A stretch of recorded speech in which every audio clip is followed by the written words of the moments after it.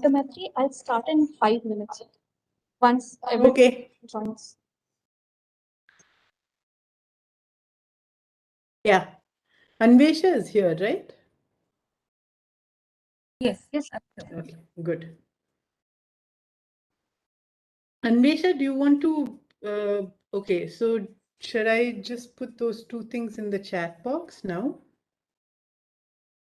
We can do it at the end of your talk, probably. Maybe. Yeah, okay, I'll do it at the end of the talk.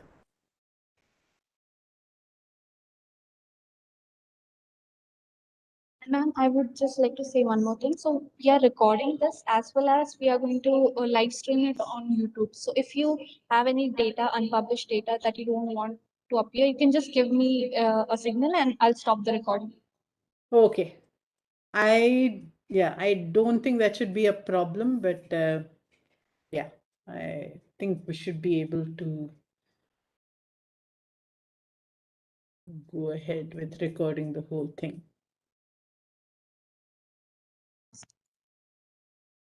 So you can see my screen now, right? Yes, ma'am, the screen is visible, but it's still not full screen. Okay, fine.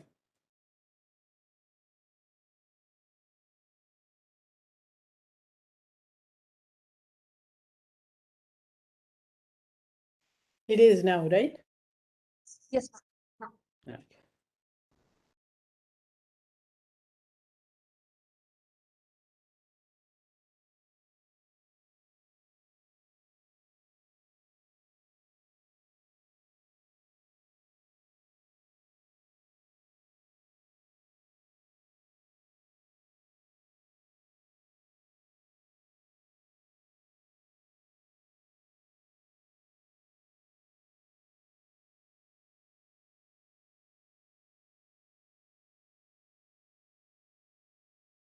Can I just quickly check that? Yes, ma'am. Uh-oh. It's not moving.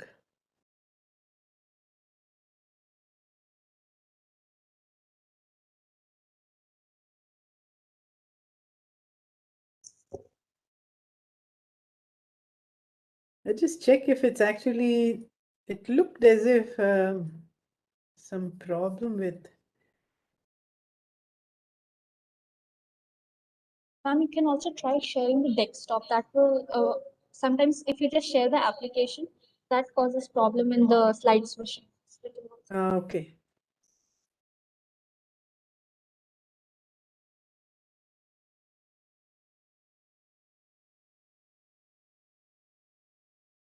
If I, no, say that again. If I share what? The desktop, the screen one, that option when it comes while sharing, that is better than just sharing the. That's better? Point. Yeah.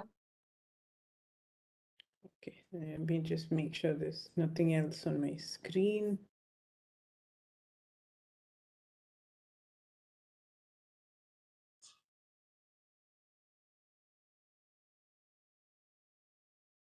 I'll try both ways and see if I had a problem. Just try now.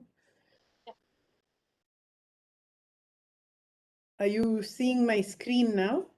Yes, I'm able to see the PowerPoint. It's not, yeah, now full screen. Okay, now. Yeah, it's full screen now. And you can see the movie play. Yes, I can see the movie play. Okay, let me just check.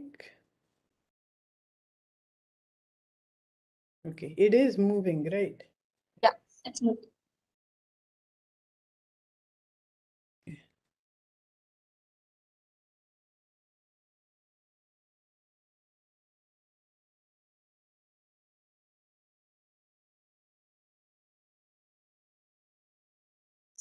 Okay, fine.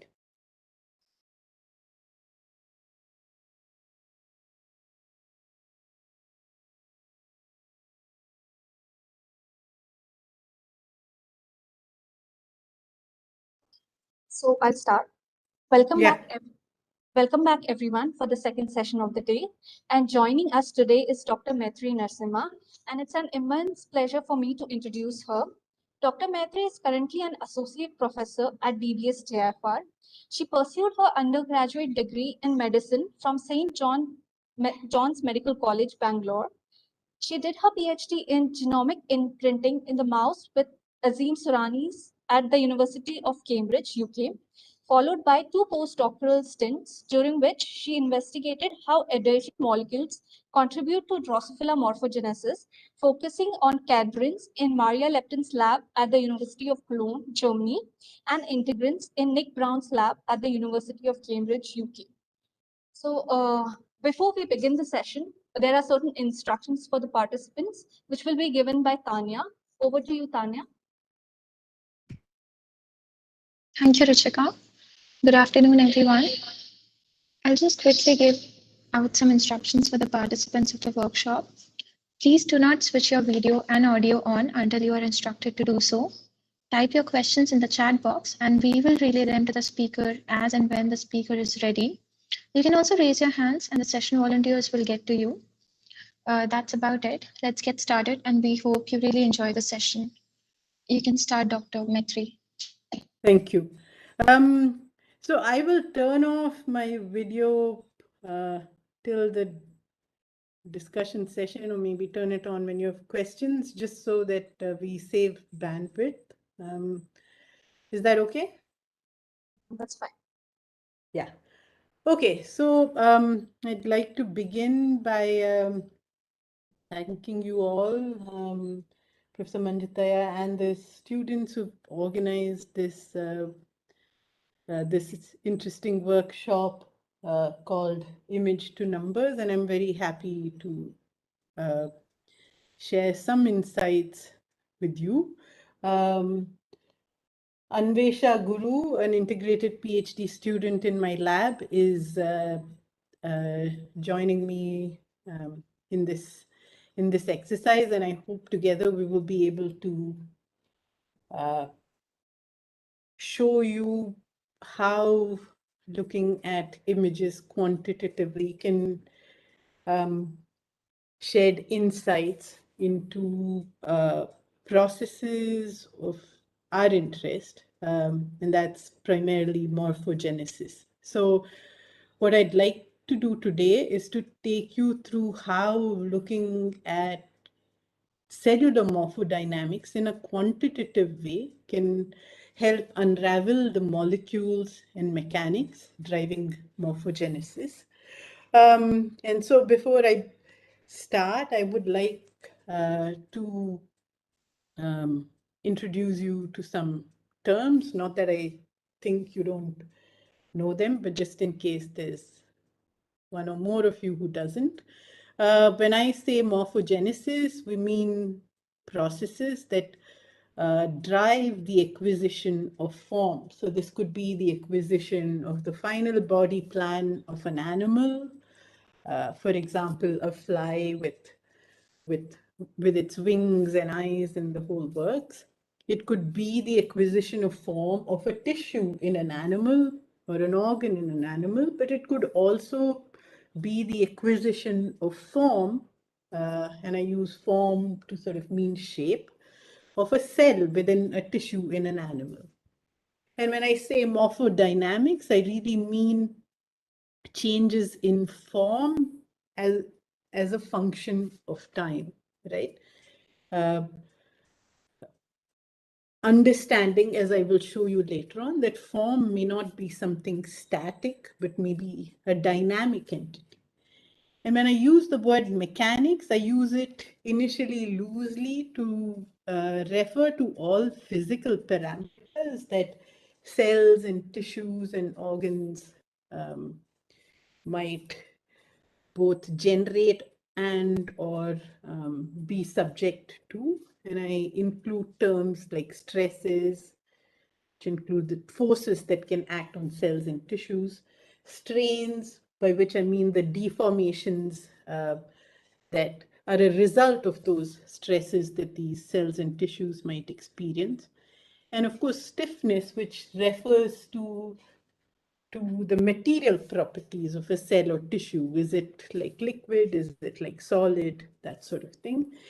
And I'm guessing that molecules don't need an explanation. So I will sort of move on and say that the thing we're most interested in the lab is to understand how you build the plan of an animal. For example, the fruit fly that you see here in the corner. How does it come to be shaped that way? And this is, of course, a challenging question because we know that life, or all life forms that, or many life forms that we can think of, begins as a single simple egg that whose nucleus then divides in cycles to generate a large number of nuclei. And concomitant with these cell divisions are differentiations that allow these nuclei and cells to take on what we might call different cell fates.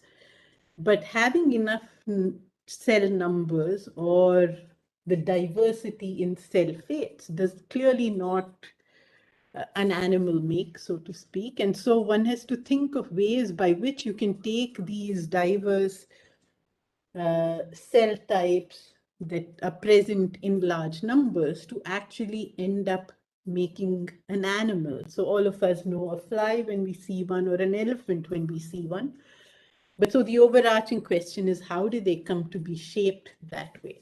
And obviously this is a problem that's too big for one lab to sort of work on. And so typically people who are interested in morphogenesis would maybe deconstruct this whole process into manageable bits and then try and use one of those bits to develop an understanding on how, let's say, a tissue acquires form.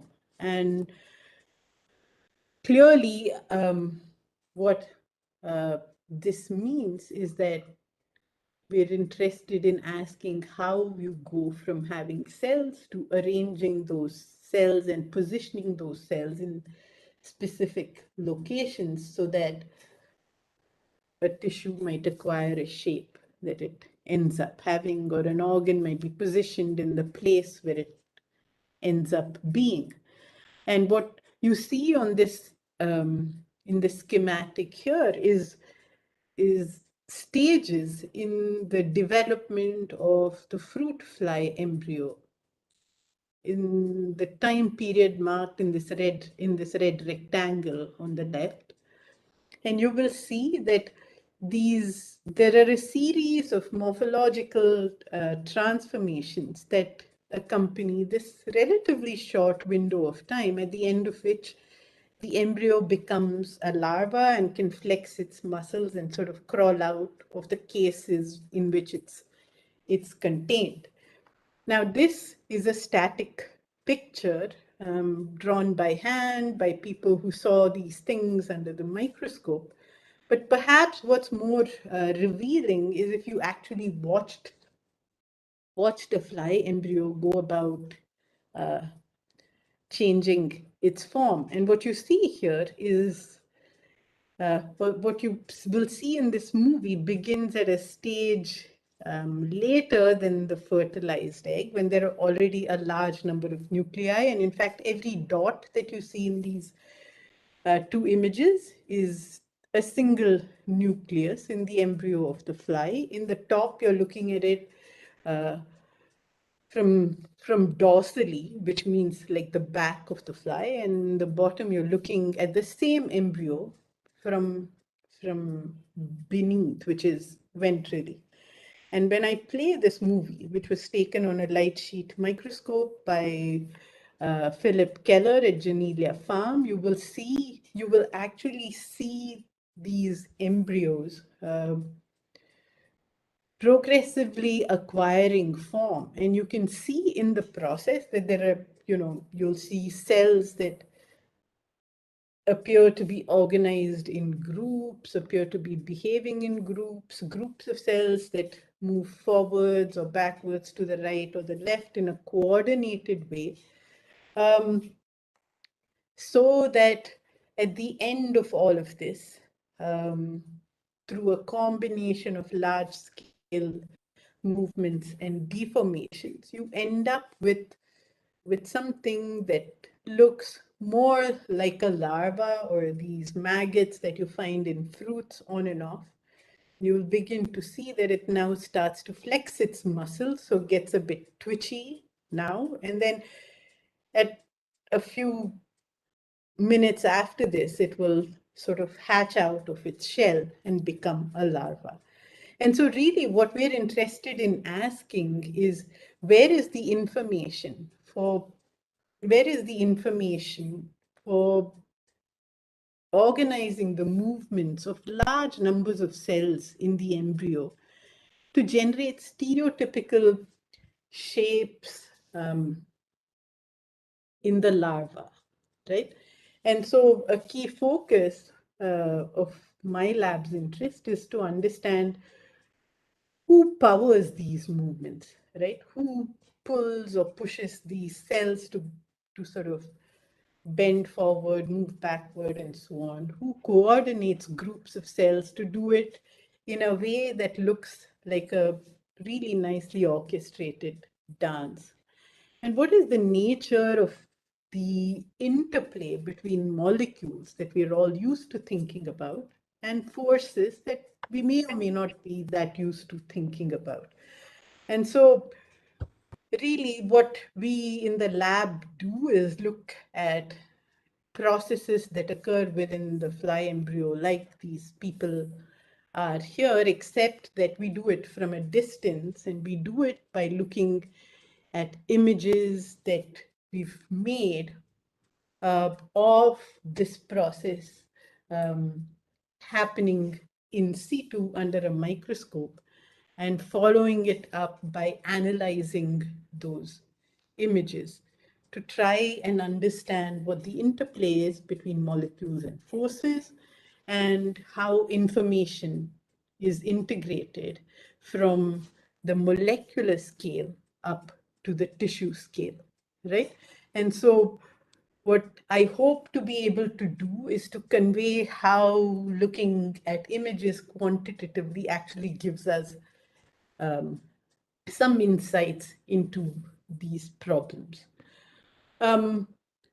Before that, I'd just like to say one can think of the cell as the atom of living matter.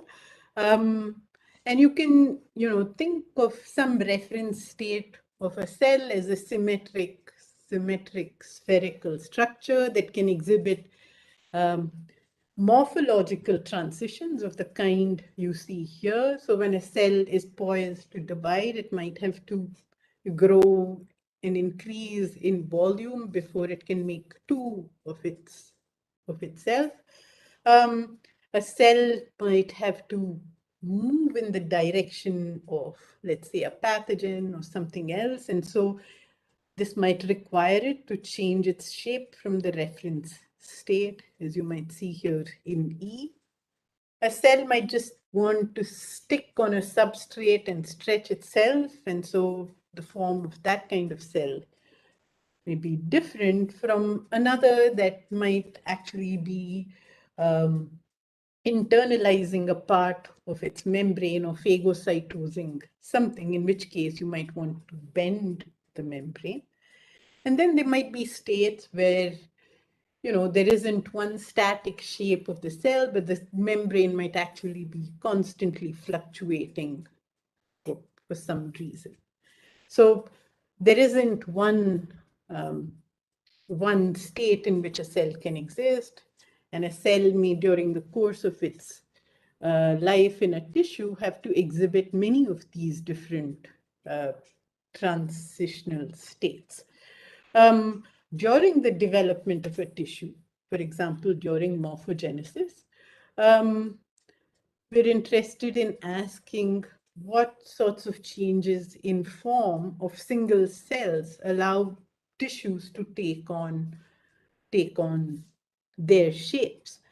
And I want to make this problem a little more complex by saying that, cells are actually three-dimensional structures. They're not as simple as the cartoons on the left depict them to be. They're actually three-dimensional structures. They might have some cross-sectional shape that's typically a polygon, often a hexagon, let's say, and they have some height. So you can think of them as hexagonal cylinders, right? These hexagons don't need to be symmetric hexagons. They might be drawn out along one axis so that some sides or edges are shorter than others and so on, as you will see here. And likewise, the height of this cylinder may also be different. And a tissue is essentially an ensemble of these three-dimensional cellular entities. And a very ordered tissue might look something like this, right? Almost like a honeycomb lattice or a crystalline lattice with a great degree of order. But in real life, tissues aren't as ordered as this, or many tissues are not. And they're not these sort of flat sheets of these cells as you see them here. So sometimes during the development of an animal, a flat sheet of cells might have to become more curved. So for example, here you might see that this yellow strip of cells in the embryo might have to sort of not only elongate in size during the course of morphogenesis, but it also has to bend at some point so that it becomes U-shaped, right? Or during gastrulation, which many of you are familiar with, you might need to internalize a group of cells into the embryo so that you can create a new layer, right? And so this might also require you to bend a strip of cells so that they can now become internalized. And work from a number of labs has allowed us to see that different kinds of changes in tissue form are associated with different kinds of dynamics of cells. So for example, to bend a part of the tissue and cause an invagination, you need to be able to get a group of cells to shrink one of their ends, in this case, the apical end. Forget about apical, so that instead of being a hexagonal cylinder that's uniform in diameter from top to bottom, you might find that the top end of the cell is more constricted than the bottom end of the cell, right? Likewise, in order to let's say elongate and narrow a sheet of cells, you might find that cells actually exchange their neighbors in order to do this. So cells that were once neighbors may no longer be neighbors and find new neighbors in this process. And so what I want to use the slide to drive home is the fact that in order to generate diversity in the shape of the tissue, you utilize different behaviors of cells. And these behaviors are polarized, meaning that they may not involve the whole cell, but only part of the cell. But importantly, to achieve a tissue level change in form, you need to be able to coordinate the behaviors of these cells so that, let's say, a strip of tissue can now become both long and narrow, or a strip of tissue can form a furrow or a gutter-like structure and become internalized. So the 2 points I want to make is the need to polarize or need to be able to polarize the behavior of a cell along its axes. And the other is the need to be able to coordinate behaviors between groups of cells so that so that this change in form can happen in a stereotypical manner. From embryo to embryo, the same thing happens, right? And so really what this boils down to then is to be able to polarize and coordinate. And चाहिए what आपको? this, sorry, is there a question? एक Was plate तो there a- है मेरे पास. I think someone is unmuted. I'll just mute them. Okay, if you just give me a minute, I'll just move to the next slide, and then perhaps if someone has a question, you can stop me soon after this. I think you can go ahead. Okay, so what I was saying then is that in order to be able to polarize and coordinate, we think of two major processes. One is the ability to link the plasma membrane of the cell, which is this bit here, which makes the hexagonal outline of these cells, with the cytoskeleton of the cells, which I'll describe in a few slides down the line, so that one can actually do the equivalent of either squeezing a cell or stretching a cell, for example. The other is to find a way by which adjacent cells or even cells that are far away from each other can communicate with each other. So they know what their neighbors near and far are doing and adjust their behaviors accordingly to make sure they're all trying to achieve the same goal.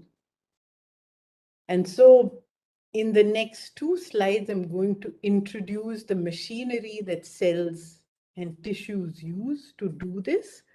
Again, I'm not going to go into details of this because I'm guessing most of you know about these things already, but the two elements of the cytoskeleton that I want to introduce are the actomyosin cytoskeleton and the microtubule motor protein cytoskeleton.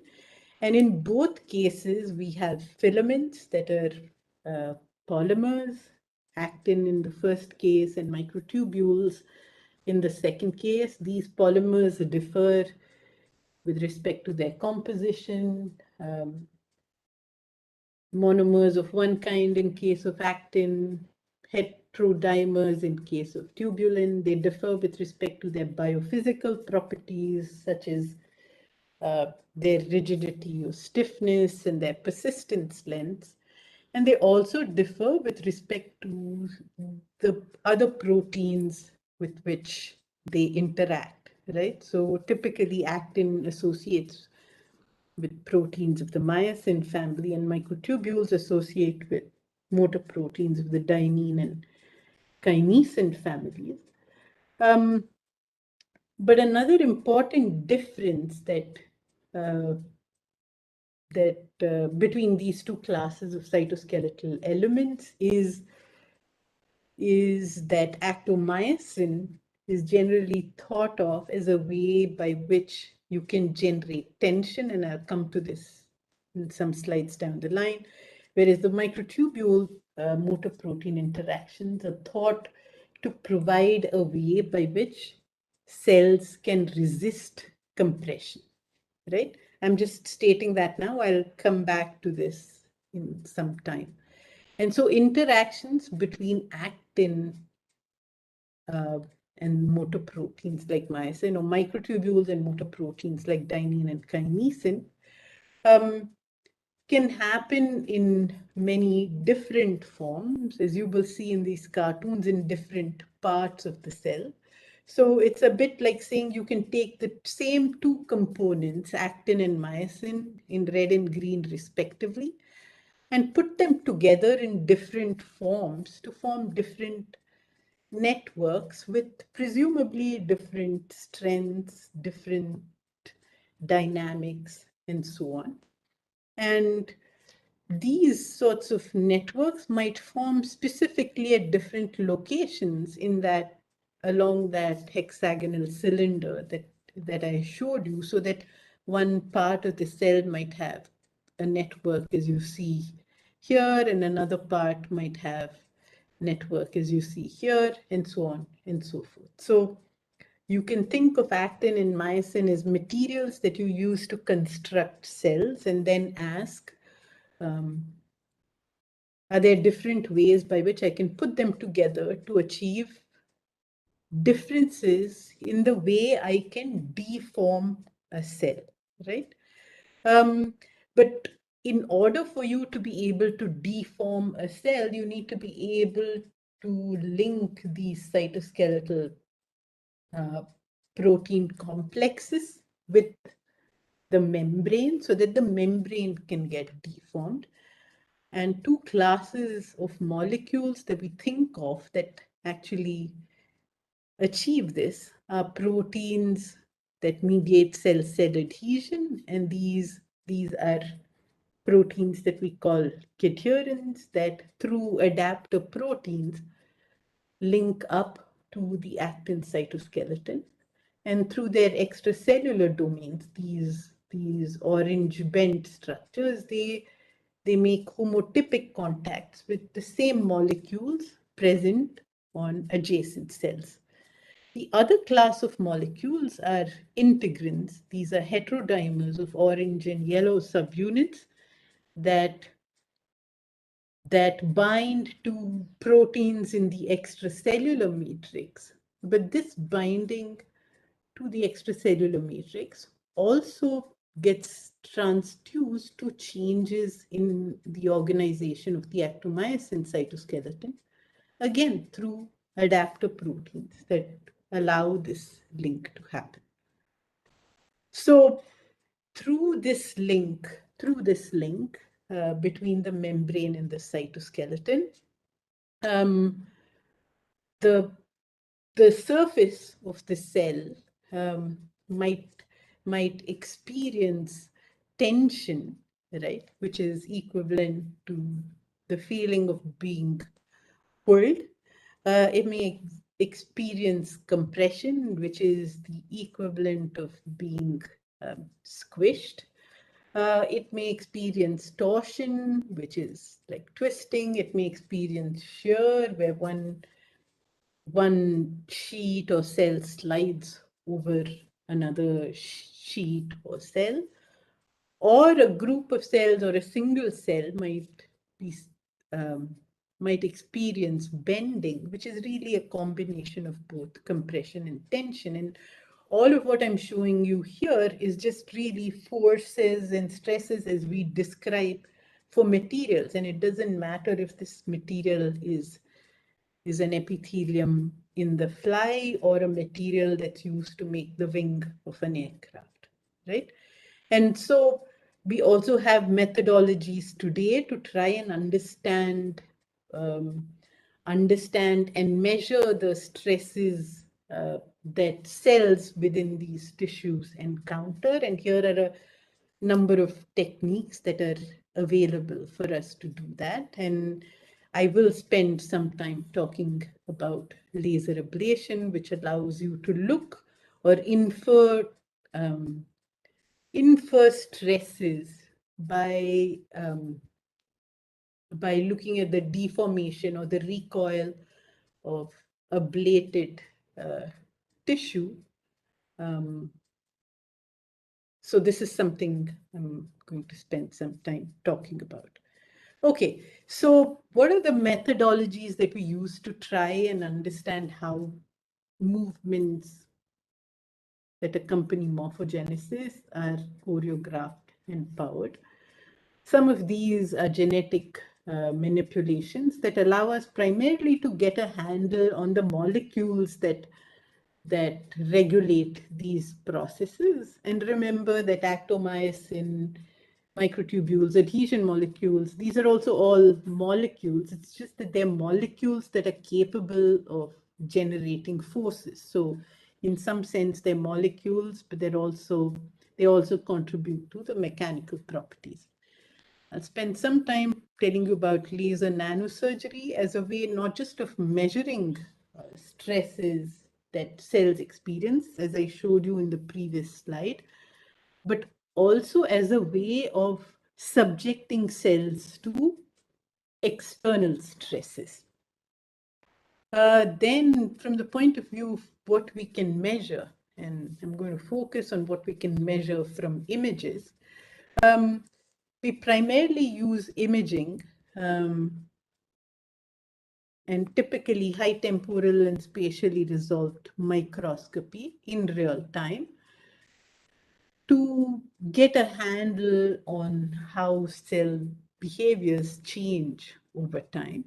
But what I'm going to focus on for the rest of my talk is to show you how one can approach this in a quantitative way and get a lot more than just being able to say this is the initial state of the cell, this is the final state of the cell, right? What I'll also try and illustrate either during my talk or later during the tutorials is how you can use images to get a quantitative analysis of protein distribution in the context of polarized and coordinated cell behaviors, and how you can also use these methods to infer mechanical properties without having to perform invasive procedures of the kind I showed you in my previous slide. And I'm going to do all of this using a morphogenetic movement that we in the lab have been very interested in. And this is a morphogenetic movement that accompanies embryogenesis in Drosophila. And it's called dorsal closure. It's called dorsal closure because it's actually a process which bears many resemblances to wound closure. And so when I play this movie here, you will see what I mean. But before I do that, I'd just like to tell you that essentially what you're seeing here we've sort of zoomed in on the dorsal side of the Drosophila embryo, whose low magnification movies I showed you at the very beginning of the talk, right?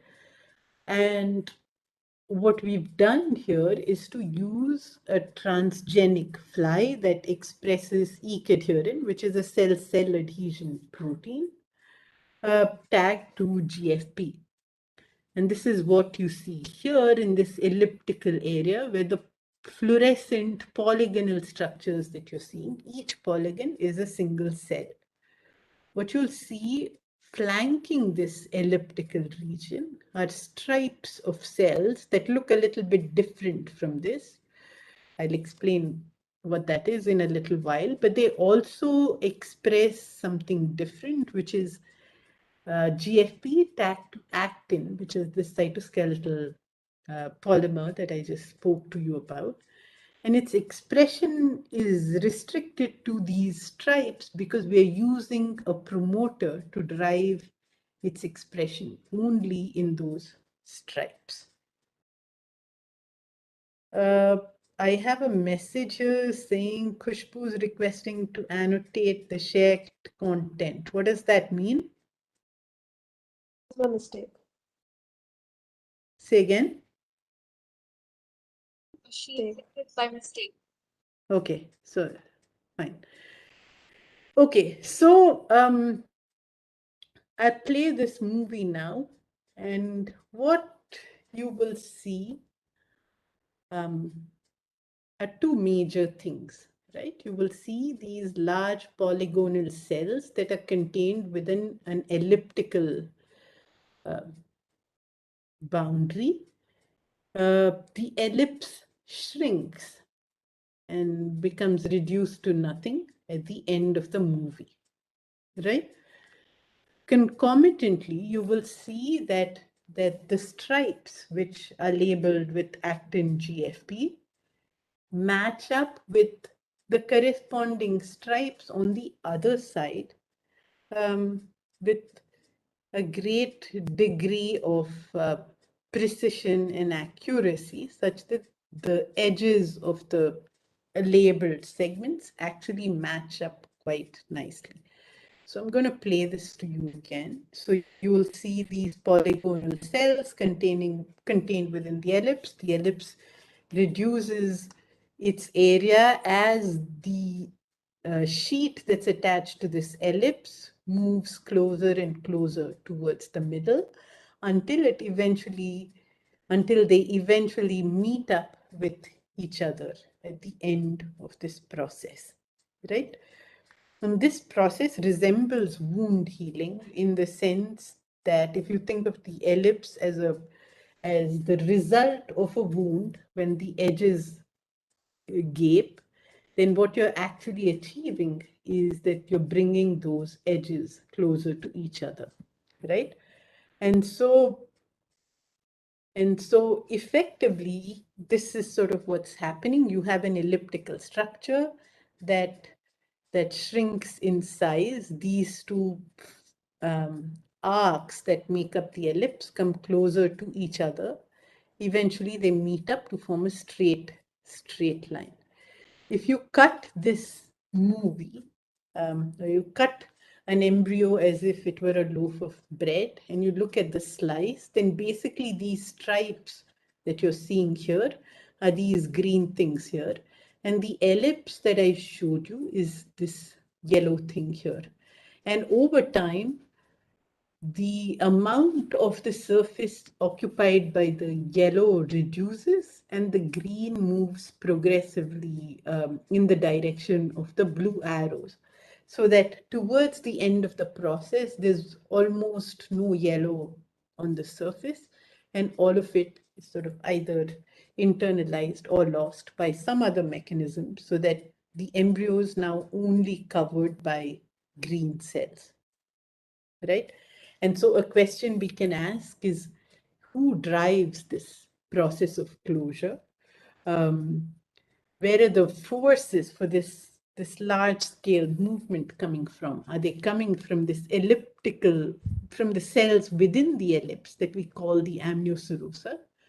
Or is it coming from the cells that flank the ellipse, which is called the epidermis? And either way, how do these tissues actually drive this process of closure? And so really, I want to spend a minute to say that one of the pioneers who sort of dreamt of being able to look at morphogenesis quantitatively rather than qualitatively, like most developmental biologists do, is Dan Keyhart. And he focused on this very same process that I described to you. And I encourage all of you to read these sort of really, influential papers he wrote on this process. And I want to tell you what he did. So broadly, he used a combination of genetics, live imaging, laser surgery, and modeling to try and undertake a quantitative analysis of tissue dynamics. So the first insight he had was that if one could make movies of dorsal closure as it progressed, one could actually follow how form was changing as a function of time. And if you just looked at the left-hand side here, you will see in A that the ellipse reduces in area as a function of time, right? What he was able to do with this is then to say, okay, if I did the same thing in an animal that has a mutation in some particular gene that we're interested in, would the way this shape of the ellipse changed be different? And so what you can see in E is his analysis of one such mutant, in which he observed that even at later time points, long after a wild-type embryo had virtually reduced the area of its ellipse to 0, this mutant embryo still had a residual ellipse on its dorsal surface. And although this ellipse was sort of shrunken in one axis, right, along this axis that goes top to bottom in what I'm showing you here, it still remains largely open along this axis. So if you think of an ellipse and it has two axes, major and minor axis, you could say that the minor axis has sort of reduced over time, but the major axis hasn't sort of shrunken that much, right? And so just by placing these stills one below the other at different time points, he was able to say, aha, if one can actually look at this like this, one can begin to think of how one can analyze morphogenesis more quantitatively. And so in addition to genetics, he combined this with laser perturbation. So for example, he used a laser scalpel to make a cut between one at, close to one arc of this ellipse, and saw what happened to the shape of the ellipse after. One of the things he observed was that edge close to the cut recoiled and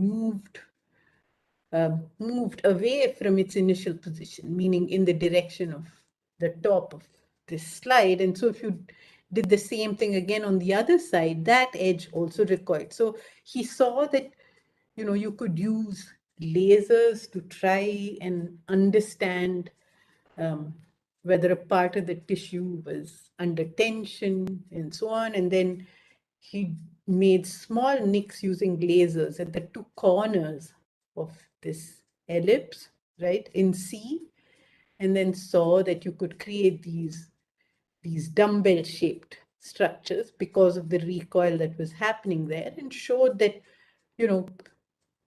the closure continued to happen in the middle where no nicks had been made, but took much longer to complete at the two ends where nicks had been made. And then if you did this only at one end, he saw that end took longer to close, whereas the end at which there had been no nick made actually closed, and in fact, much of the closure progressed from that end. So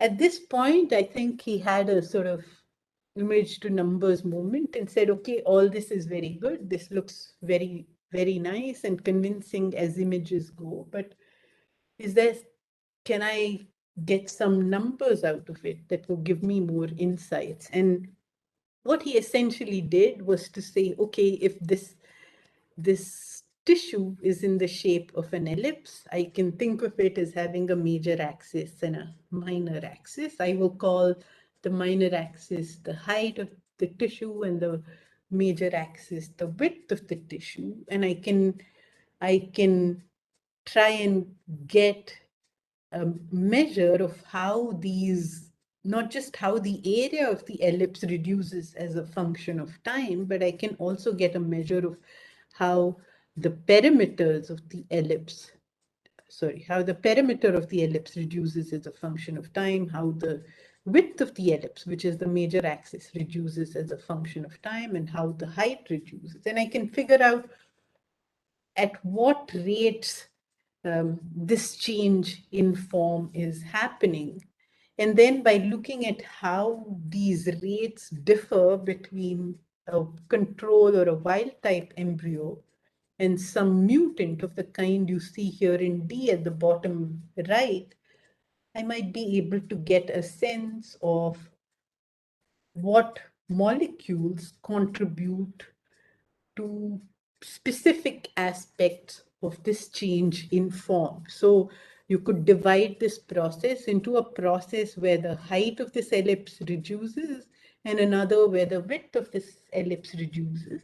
And you could start by asking the simple question whether these two are independent processes regulated by different entities, or whether they're coordinated, and so on and so forth. So basically, he was the first person to say that it would be useful to extract dynamic features of geometry from these real-time confocal images and get rates at which different aspects of this geometry change as a function of time. And then by combining this with genetic experiments and collaborations with physicists and mathematicians, he derived hypothetical force balance equations that established the contributions to forces that drive closure from the epidermis, from the amnioserosa, from the cable of actin that forms along the leading edge, and so on. And he also showed that the rate of change of height actually and the rate of change in width could be nicely modeled, and then you could then use the differences in the rates that you got from genetic perturbations to try and say that this molecule is primarily required to change the width or contributes forces to this process by affecting the reduction in width, but does not contribute to the change in height and so on. So the reason I wanted to point this out to you was that Keyhart was the first person who actually applied quantitative analysis to real-time images to analyze morphology dynamically, and used it to good effect to understand the contributions of different tissues to the rate at which a morphogenetic process proceeds. And so I'd say he's been a huge inspiration for me. And one of the things we set out to do was to ask questions at the cellular scale and say, okay, if tissue X contributes to morphogenesis Y, how much of a contribution does it make, right? And how does it actually make this contribution? So there are two different questions. And so for much of what I'm going to tell you is we focus on how does any of these tissues drive dorsal closure, and I'll mainly focus on the amnioserosa, and I think I need to speed up a little bit. So I'll begin by saying that this is now a zoomed out version of cells within that ellipse that I just showed you, and this is also the movie of which you've gotten a part for your tutorial. And when I look at these cells at this sort of magnification and at a high enough temporal resolution, I actually see this, which is that, yes, these are cells within the ellipse, which is actually reducing its area. And although if I go from the beginning to the end of the movie, I will see that the cells here are also becoming smaller with time.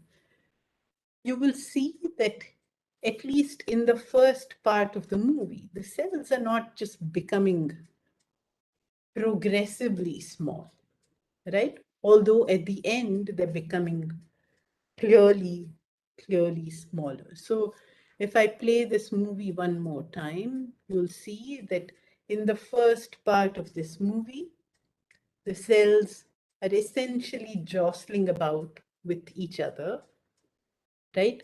They're still largely polygonal in shape, but they're not perfect hexagons, as I showed you in the cartoon at the beginning. You can see that their membranes are often, or their edges of these polygons are often not straight, although they become straighter with time. And so what we've tried to do is to ask, okay, we know now, largely from Keyhart's work and some work I did as a postdoc, that this tissue, which is bound within this ellipse, contributes the major force, right? 2/3 of the force that's required for this closure. And so can we understand at cellular level what the origin of this force is, right? And that's sort of how we, that was our entry into this process. And so by looking at this process at a higher spatial resolution, one of the things we realized is that, yes, the ellipse is becoming smaller over time, right? The cells within the ellipse, and I should point out that we're looking only at one end of those cells in that cylinder, that's also becoming smaller with time. So if, right? But I can actually see with my own eyes that although some cells are sort of becoming smaller over time in a sort of more uniform way, although the shapes are variable, other cells like those at the periphery are actually becoming smaller in a very different way than the cells in the center. And every now and then, I might see a cell that actually reduces in area rapidly.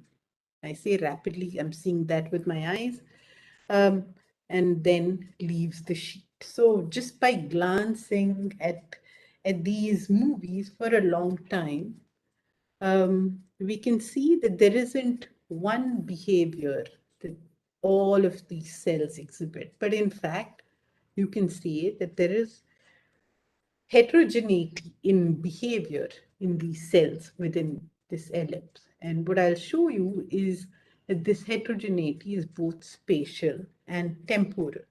So one of the things we did is to try and put numbers to images, is to ask, what can we say about how the shapes and areas of these cells is changing over the course of this process? And this is the same movie I showed you. If I now instead depicted this as a graph, as my physicist collaborator, Professor Madan Rao, once said, that he can't make things out from a moving image unless it's plotted on a graph.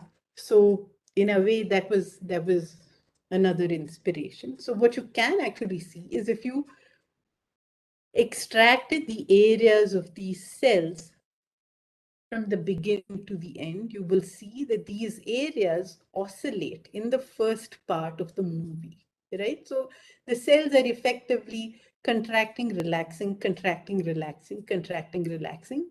And just by looking at this, you can see that they're doing this with a fairly stereotypical periodicity and a fairly stereotypical amplitude.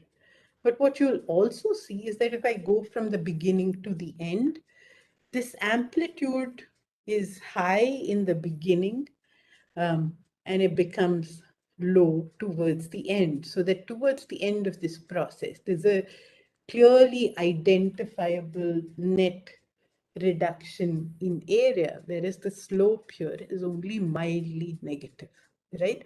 So one thing we learned from doing this is that these cells, and we're focusing now on the central cells within that ellipse, exhibit pulses and they exhibit phases, meaning that at different times in the process, they exhibit different behaviors, with some pulse dampening happening, with a substantial pulse dampening happening towards the end. And so we can then sort of ask, okay, if this whole ellipse is actually reducing in area, it's not, the boundaries of that ellipse are not oscillating, but the cells within it are oscillating. What sense does it make for the tissue, and how is the oscillation of one cell related to the other? And you can do this by looking at a bunch of adjacent cells and ask, how are their oscillations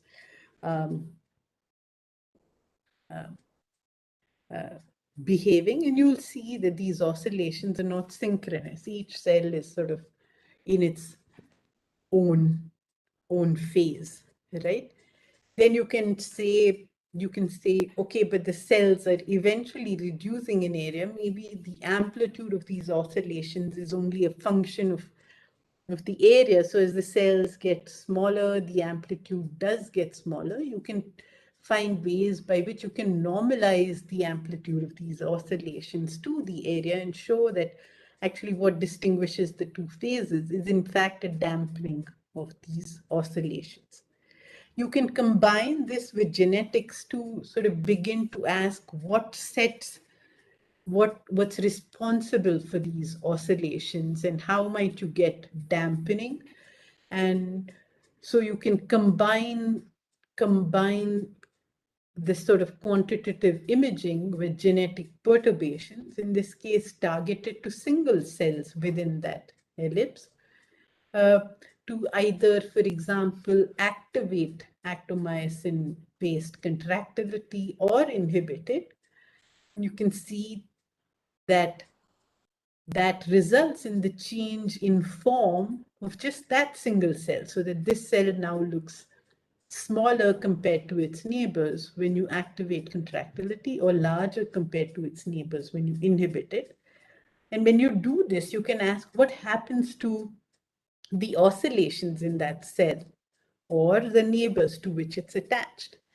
And you'll see that although in a control situation where you only have GFP expressed in the neighbors and not this perturbation, all the cells, the expressing cell and its neighbors, continue to exhibit these oscillations.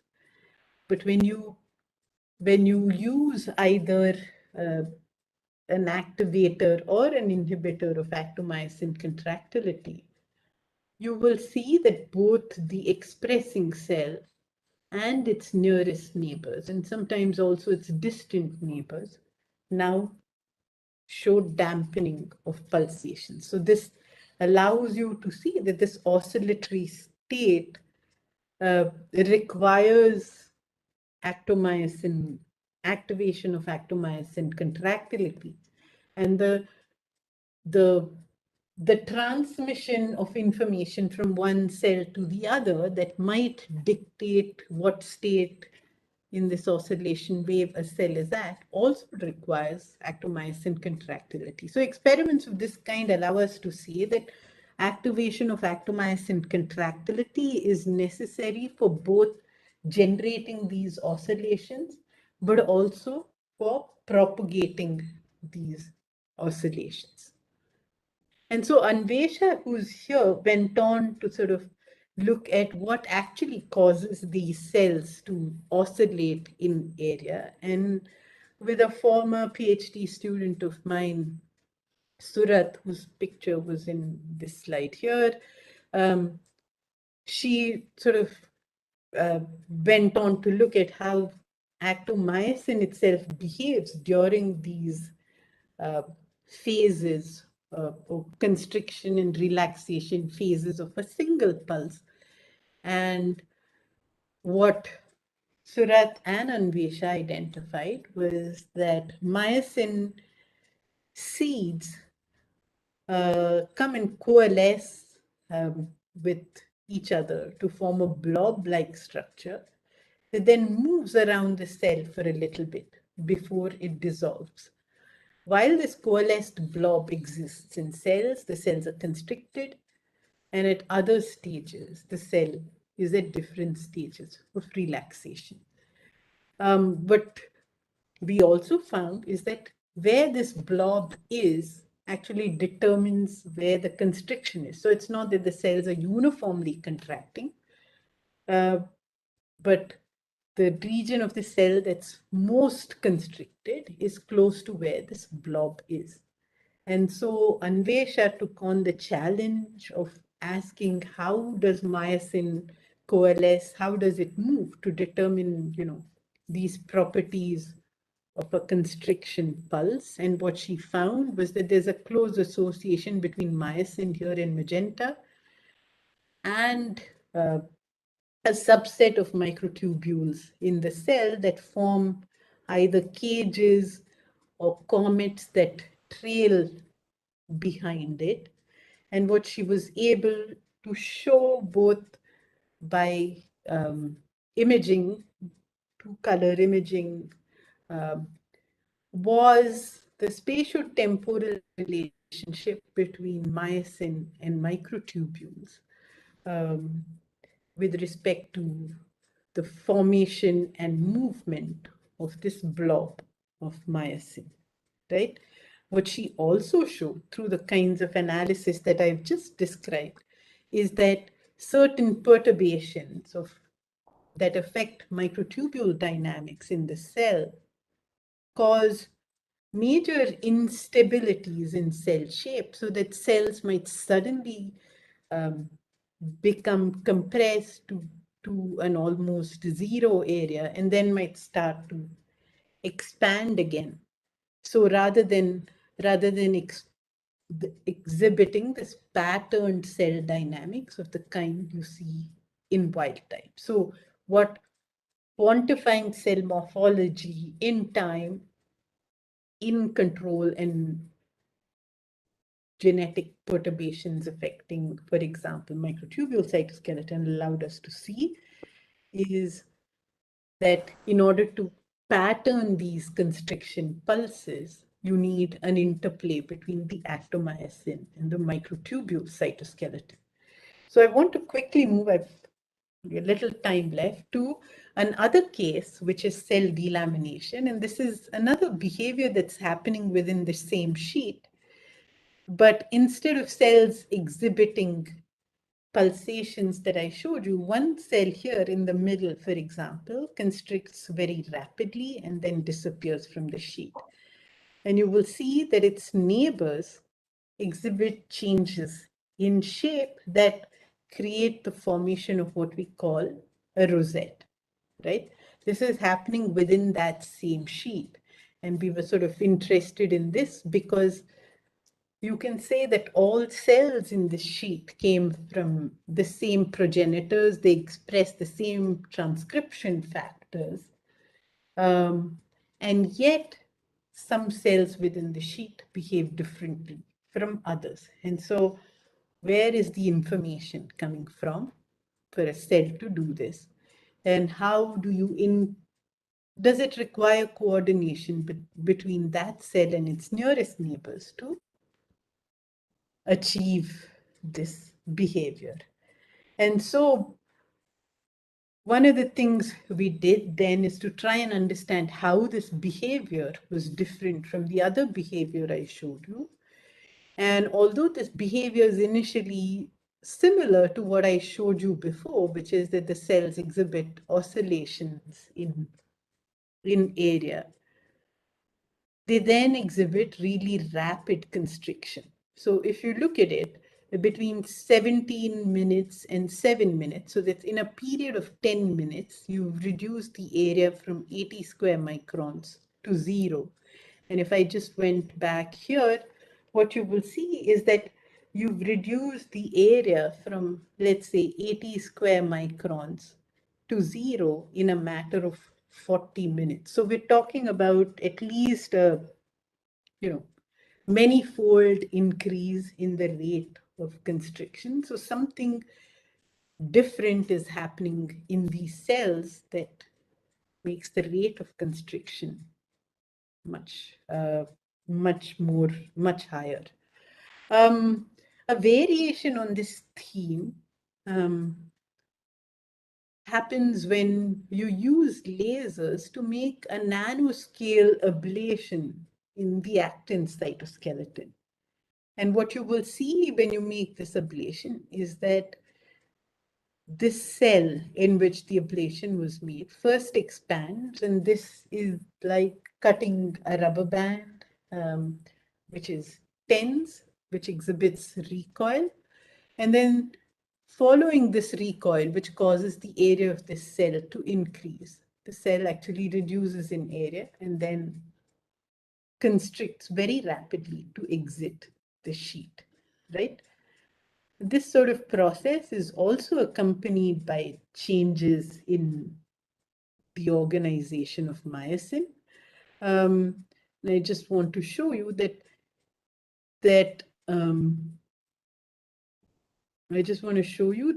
myosin here, especially in the neighboring cells, becomes enriched around the cell that's ablated. But if you follow this now, you will see in this particular cell, you will see waves of myosin that come in the direction of this ablated cell, right? So you'll see myosin trajectories of blobs of myosin that move in this direction, right? And so one can use quantitative morphodynamics to try and ask, what does it take for this sort of pattern of cell dynamics to be accomplished? And what I forgot to tell you was that if you look at the neighboring cells of this cell that's exhibiting this rapid constriction, they continue to oscillate for much of the time. But the moment this rapid rate of constriction happens, those oscillations become dampened. And so you can ask, what is it that's driving the dynamics of the faster dynamics of the cell that delaminates? And in particular, does it require forces from the nearest neighbors for this process? And so you can combine, you can use genetics to make a mosaic where you have a cell that's not perturbed, surrounded by cells in which you can't generate forces by actomyosin contractility, and then subject that to ablation and see what you see. So if in the control, the cell expands and then contracts in two different phases before it extrudes from the sheet, what you see if a cell is surrounded by cells that are defective in generating forces due to actomyosin contractility, is that these cells begin to expand again and never actually leave the sheet. So by looking at morphology and the dynamics of morphology, one can see that the neighbors of these cells actually provide forces to get that cell out of the sheet. And I think what that really told us is that forces don't just originate in the cell that's actually rapidly constricting, but forces also originate in its nearest neighbors, and they're necessary to maintain this patterned dynamics of extrusion. Okay.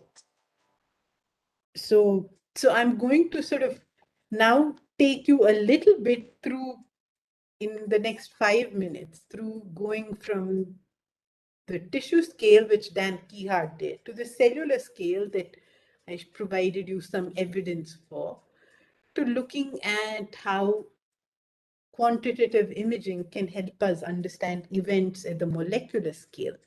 And I told you already that Anwesha and Surat had shown that myosin actually exhibits a cycle of coalescence, movement, and dissolution accompanying each pulse.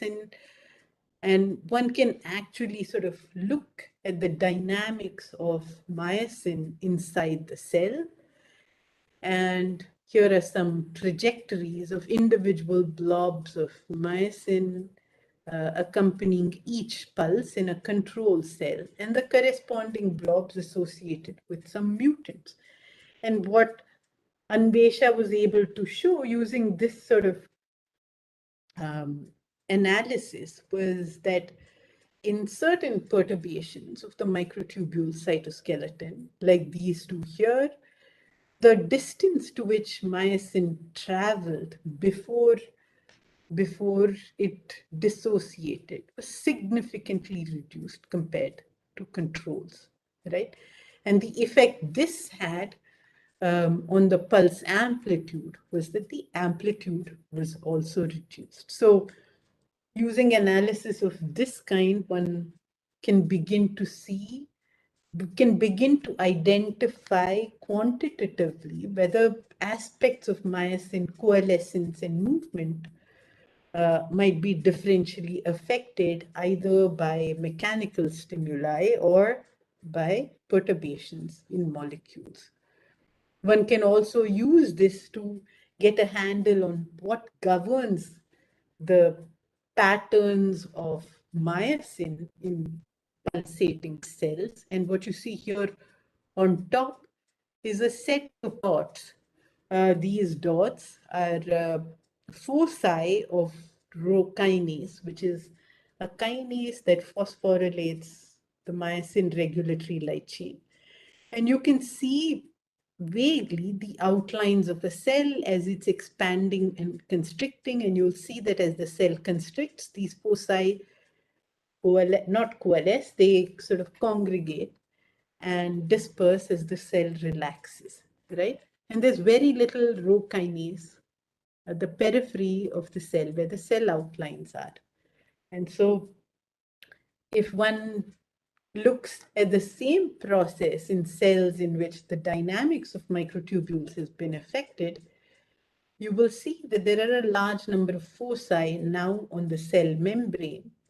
And the intensity of foci in the middle, right, is much lower than that you see in control. So in some sense, you've inverted the subcellular distribution of a regulator of actomyosin contractility in cells in which we know that the amplitude of the pulse as well as the distance to which myosin traveled is defective. And so I think I will just stop there and say that, you know, we can also look at cells at the periphery whose shown here in orange, whose dynamics is different from cells in the center shown here in green, as are the shapes of these cells.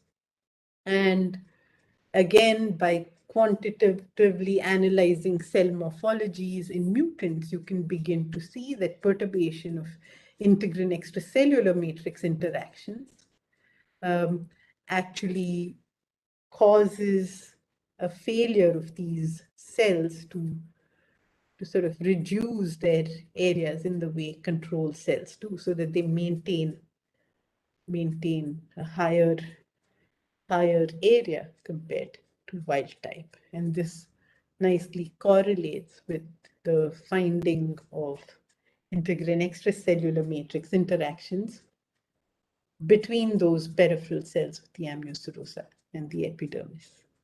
And finally, I'll say the other aspect of what's interesting to look at is how these cells become packed within those boundaries that are formed by the arcs of the ellipse. And, you know, if this is the way wild type cells are packed, we've identified mutants now where this packing is very different from wild type.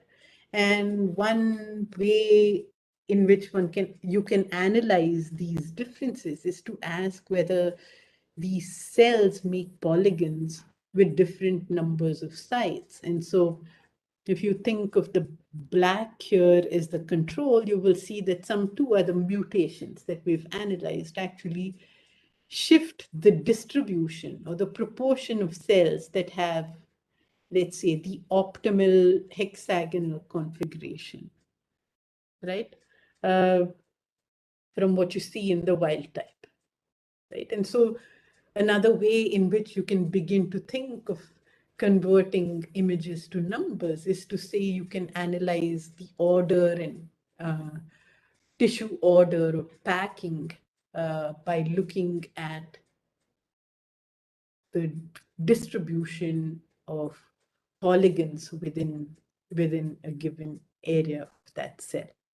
And so I'm not going to speak about all of this, but I think what I've shown you then is ways in which we've used movies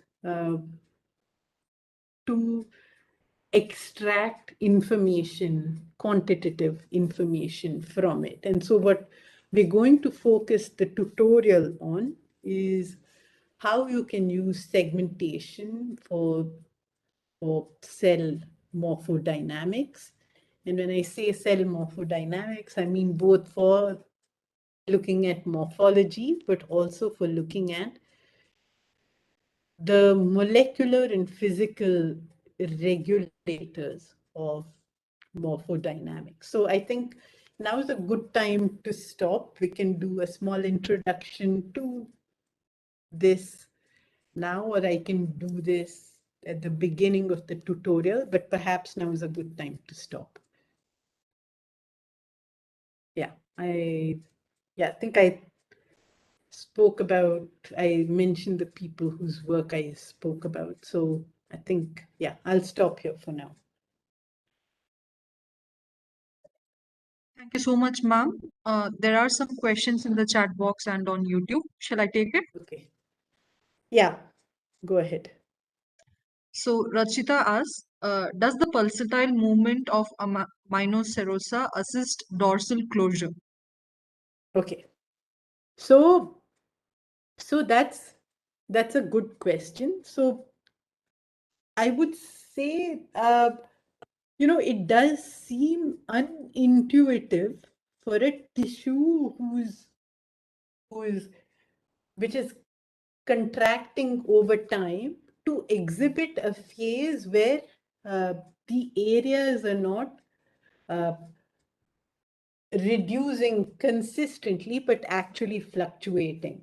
And so if you ask me, does the pulsatile movement of the amnioserosa assist dorsal closure? I will answer that in two parts. The first is that we don't have a clear way to just abolish the pulsatility, although we have mutations now, a number of mutations, including ones I showed you, that obviously dampen the amplitude of the pulse. But these mutations will also have other effects, so we cannot make the stretch from that observation to say that what the effects we see are solely due to the pulsations. But I'd say one common effect of a number of perturbations in which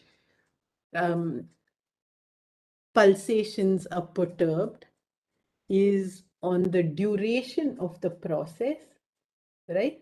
And two, on the integrity of the sheet. So if I start with integrity of the sheet first, I'd say that in cells or in tissues, in genetic perturbations where oscillations are dampened, the tissue is more fragile. So in that, stresses can easily disrupt the integrity of this tissue. So one thought we have is that the pulsatility actually helps mechanical buffering. So we have rigid boundaries of the ellipse maintained by an actin cable, right? So we're not seeing that the ellipse itself or the area of the ellipse itself is fluctuating. So that functions like a ratchet. But within those boundaries, the cells are pulsatile. And I think what that allows the tissue to do is to sort of manage uneven pushes and pulls that it's sort of receiving from its neighbors. So I think what it's really doing is mechanical buffering that facilitates, makes the tissue more resilient to local differences in stresses it experiences. So remember that cells in a sheet are mechanically connected through adhesion molecules. And so if you pull hard on one cell, you run the risk of disrupting its integrity. So cells must find a way of a bit like jumping on a trampoline, right? Must find a way by which you can buffer off stresses without tearing. The other is about the rate of the process, and we've seen that molecules that affect the degree of pulsatility also influence the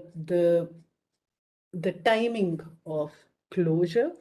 And if I showed you two phases, phase 1 and phase 2, in fact, what Anwesha's work has suggested is that when you disrupt microtubule dynamics in which the pulse amplitude is shorter, you enter phase 2 more rapidly.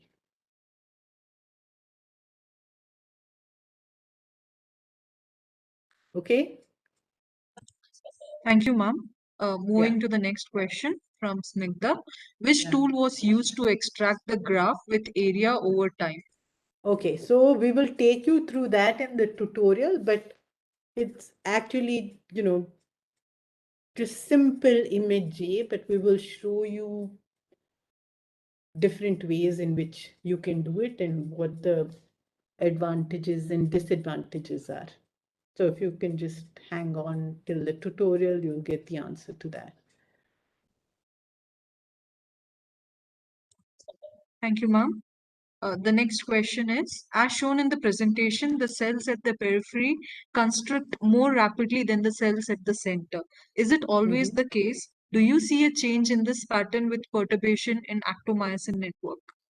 So that's a good question. I didn't spend time on it, but there are two things you should note from the cells in the periphery. So first of all, that they reach a small area close to zero, you could say, much ahead of the central cells, as you can see here, right?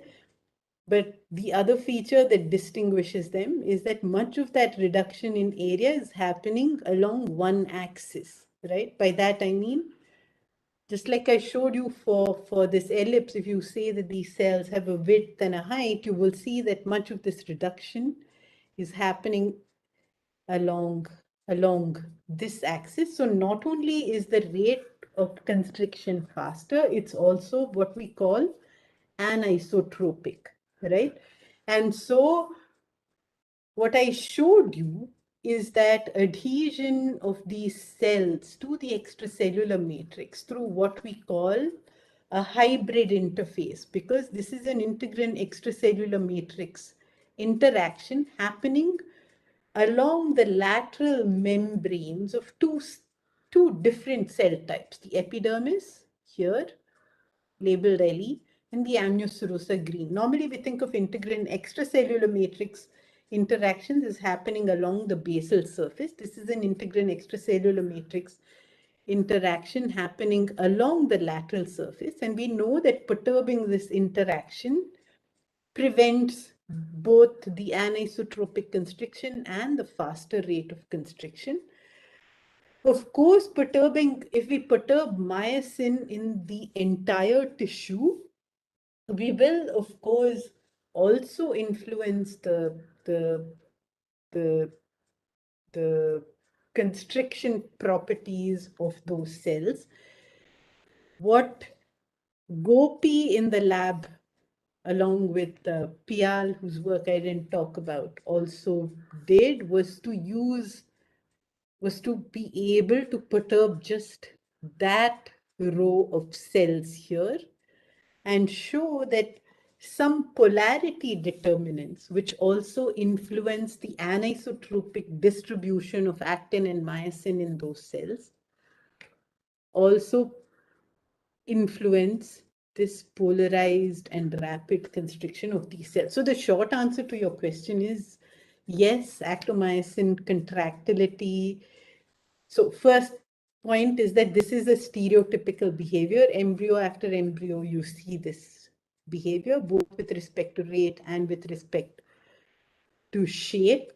And we think that apicobasal polarity determinants that are differentially localized along different edges of these cells govern the anisotropic distribution of actin and the said adhesion molecule E-cadherin at those interfaces. And these different interfaces, so for example, the interface that's attached to the epidermis versus the interface that's attached to an adjacent peripheral cell versus the interface that It's attached to a central amniocerosis cell. We've shown all have different mechanical properties as inferred from laser ablation. So what we do see is that there is a difference in the pattern of distribution of actin and myosin, and regulators that affect this pattern affect the pattern dynamics of these cells.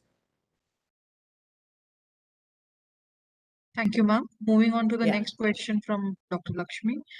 Yeah. Have you ever encountered a scenario where the cell expands rather than a cell shrinking? Her next question is, what is the criteria for the nearest neighbors? Okay. So, so the first question, have you ever encountered a scenario of cell expansion? So if you actually down-regulate myosin in these cells, right? What you see is not just that the cells fail to constrict, but in many cases, they also expand, right? And remember that when I say myosin, remember that myosin is an essential protein, and it's impossible to completely knock it out in these cells. So the way in which these experiments were done, and this was one of the references from Dan Keyhart that I showed you, was to take a myosin mutant and put myosin back in some but not all amniocerosis cells, right? And what you can see there is a size difference in these two populations. And the cells that have been rescued will go on to constrict like the wild type cells, but the cells that don't have myosin might in some instances stay the same size, in other instances actually become larger. And so this comes back to to what I said before, which is the requirement of actomyosin contractility, not just for enabling constriction, but also for mechanotransduction. So one of the things that we need actomyosin contractility for is for a cell to know just how constricted or expanded its neighbor is, and to activate mechanisms that resets its area back to some neither too big nor too small area within the sort of boundary constraints formed by the ellipse. So clearly myosin is one of them. And I showed you in this cartoon, I didn't sort of really talk about it. When I described packing and order, I mean, of course, these aren't here drawn to scale in this particular case, but if you look at the middle panel here, what we do see is a stark heterogeneity in cell areas, with some cells being much, much, much larger than the others. And so these cells are actually quite large. And these cells are actually closer to wild type. And these cells are very, very, very small. So yes, there are mutations in which we do see that cells expand rather than constrict. And so there was another question, right? What is the What is the criteria? criteria?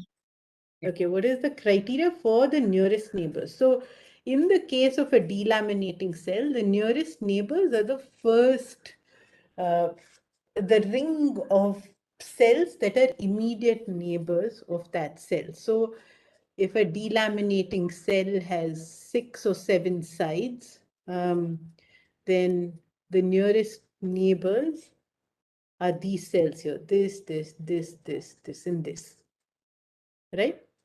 So all the cells that share a boundary with the cell of interest. That's the criteria for nearest neighbors. Thank you, ma'am. Moving on. Can the Yeah. image analysis account that all the data is a projection from a curved surface? This is a So question that's a from good Kiran. question. That's a good question. So So obviously, what I showed you, and I didn't go into details about that. So the amnioserosa, as I showed you very early on, is actually a dome-shaped structure. And so it has a curvature. That curvature reduces over time so that it becomes flatter. I'm just trying to go back to this here. So you see that the amnioserosa is a dome-shaped structure. Over time, as dorsal closure progresses, the amnioserosa becomes flatter, and towards the end of it, it's actually really very flat. So two things. So in these low magnification, I mean, these aren't exactly low magnification, but magnifications that capture the entire amnioserosa, right? These cells here are more basally located compared to these cells here, or more ventrally located compared to these cells here, which are more dorsally located. So what you will see, well, is that curvature can, of course, have, and these are projections of multiple slices. So what you're seeing here is a two-dimensional projection of three-dimensional data. So if you want to look at the areas of the central cells, right, you're better off taking a zoom. I mean, you're better off increasing, and we will talk about it when we go through the tutorial. You're better off focusing on a narrow region of interest over which area you can assume the tissue is reasonably flat, and then measure the areas there. There are also now routines that take into account the or take into account curvature and make corrections for it.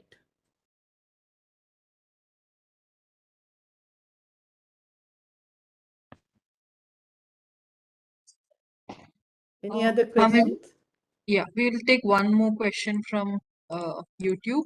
Mhm. That is equalization of the complementary stripe width achieved through migration of cells from the edge to the back, or can the cells also be shuffled between the stripe and the interstripe?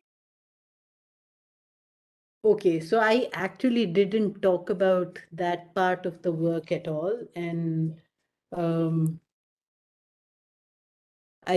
I'll say that we have two kinds of events that that we've characterized here. So when we say equalization of the stripes, we're talking about two things here that's also benefited from getting numbers from images. So the first thing is that the two stripes need not necessarily have the same number of cells at their fusing end. So as you see here, one cell may have, or one stripe may have 4 cells on the right and 2 cells on the left. Yet when fusion occurs, we find that there isn't really a stagger and the boundaries of the two stripes align, right? But what we've found is that this disparity between the number of cells in the two fusing partners is reduced so that there is no more than a maximum of 1 cell difference between the two stripes. So if it was 2 and 4, for example, what we've found is that the stripe that had the fewer cell numbers at this end will have another cell that gets added on to here, and this cell will typically come from a row more ventral to this, right? So it's coming from within the stripe. But there is also another kind of cell mixing happening, and this happens quite stereotypically in some segments of the embryo, where where a cell from what we call the anterior compartment, which is not labeled in this stripe, which is the black zones between the stripes, will move into the posterior compartment and intercalate with the cells at the leading edge.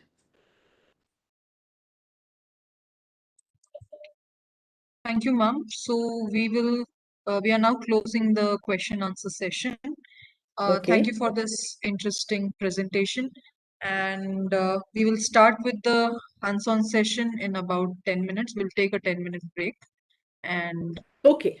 So we'll come take back a after. 10-minute break. Is that correct? I somehow thought we Yeah. were doing 4 to 7 or something like that. Okay, that's fine. That's fine. It's, yeah. I mean, No, yeah. no, 10-minute break is good.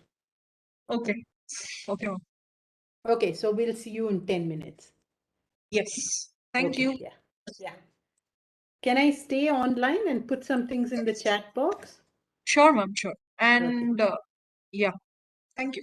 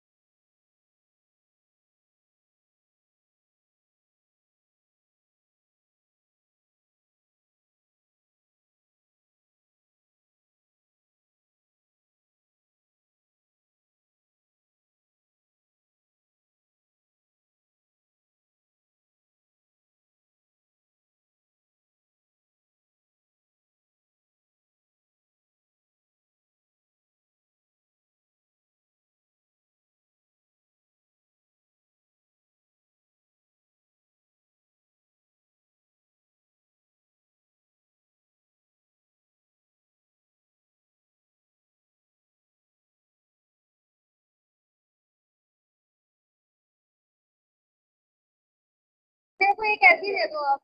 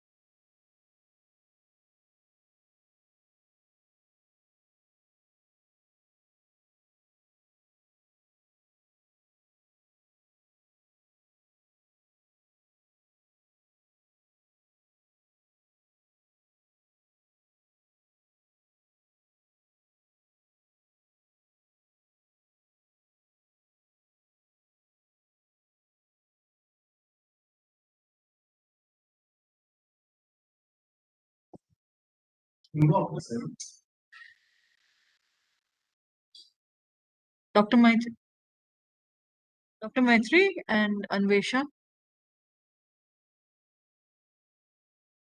We'll just wait for 2 more minutes. Yeah. Yeah.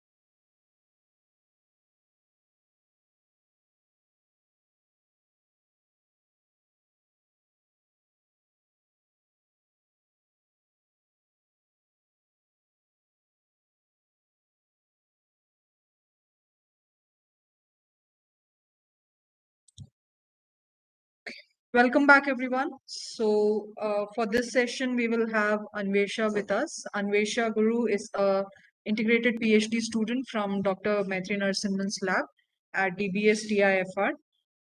So both Anwesha and Dr. Maithreyi will take us through this tutorial session.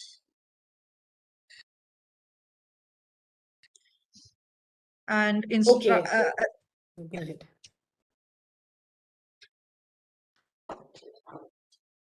as for the instructions, since it's a hands-on, you can unmute or raise your hands and we will get back to you.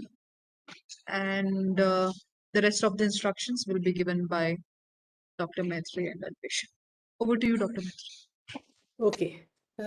Thank you.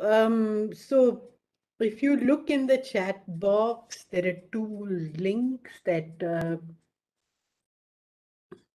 we've provided that you won't need just yet, but just keep that in mind. And so what I thought I would do is sort of give you a brief feel for what we will try and focus on during this hands-on. And I will just start by saying I showed you a couple of things using the amniocerosa during Drosophila dorsal closure as an example.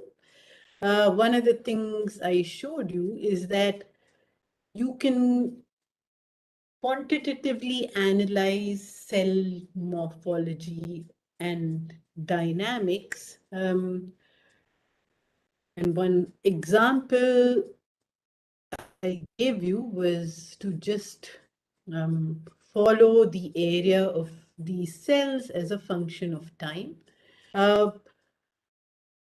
And what that allowed us to see is that the cells exhibit 2 phases of morphodynamics, one that's characterized by high amplitude oscillations, the other that's characterized by pulse dampening, right?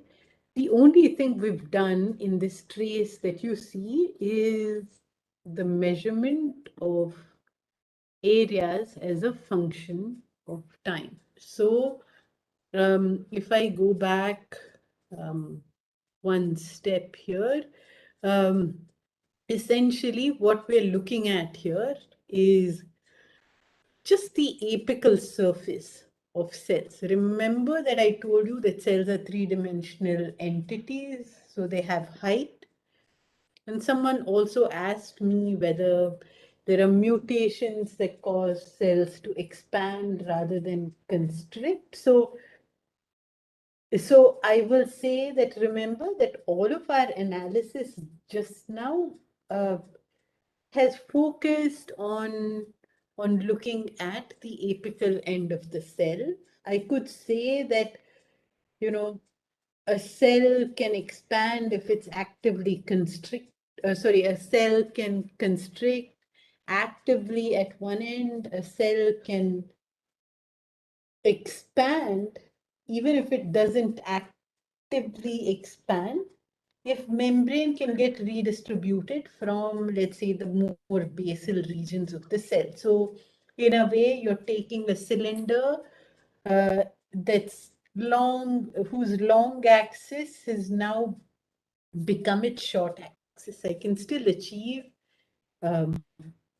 expansion in that way. So the point I want to make is that in this particular movie, because we're using E-cadherin, whose distribution we know is restricted to the apical end, we're actually only looking at a few microns or less of the height of the, or we're looking at the area over a range of less than a micron or maximum microns, right? And so what this cartoon, what this represents is the apical area of the cell. So one of the things that Anwesha will take you through is, as someone asked, how we get this sort of trace from a movie of the kind we've given you.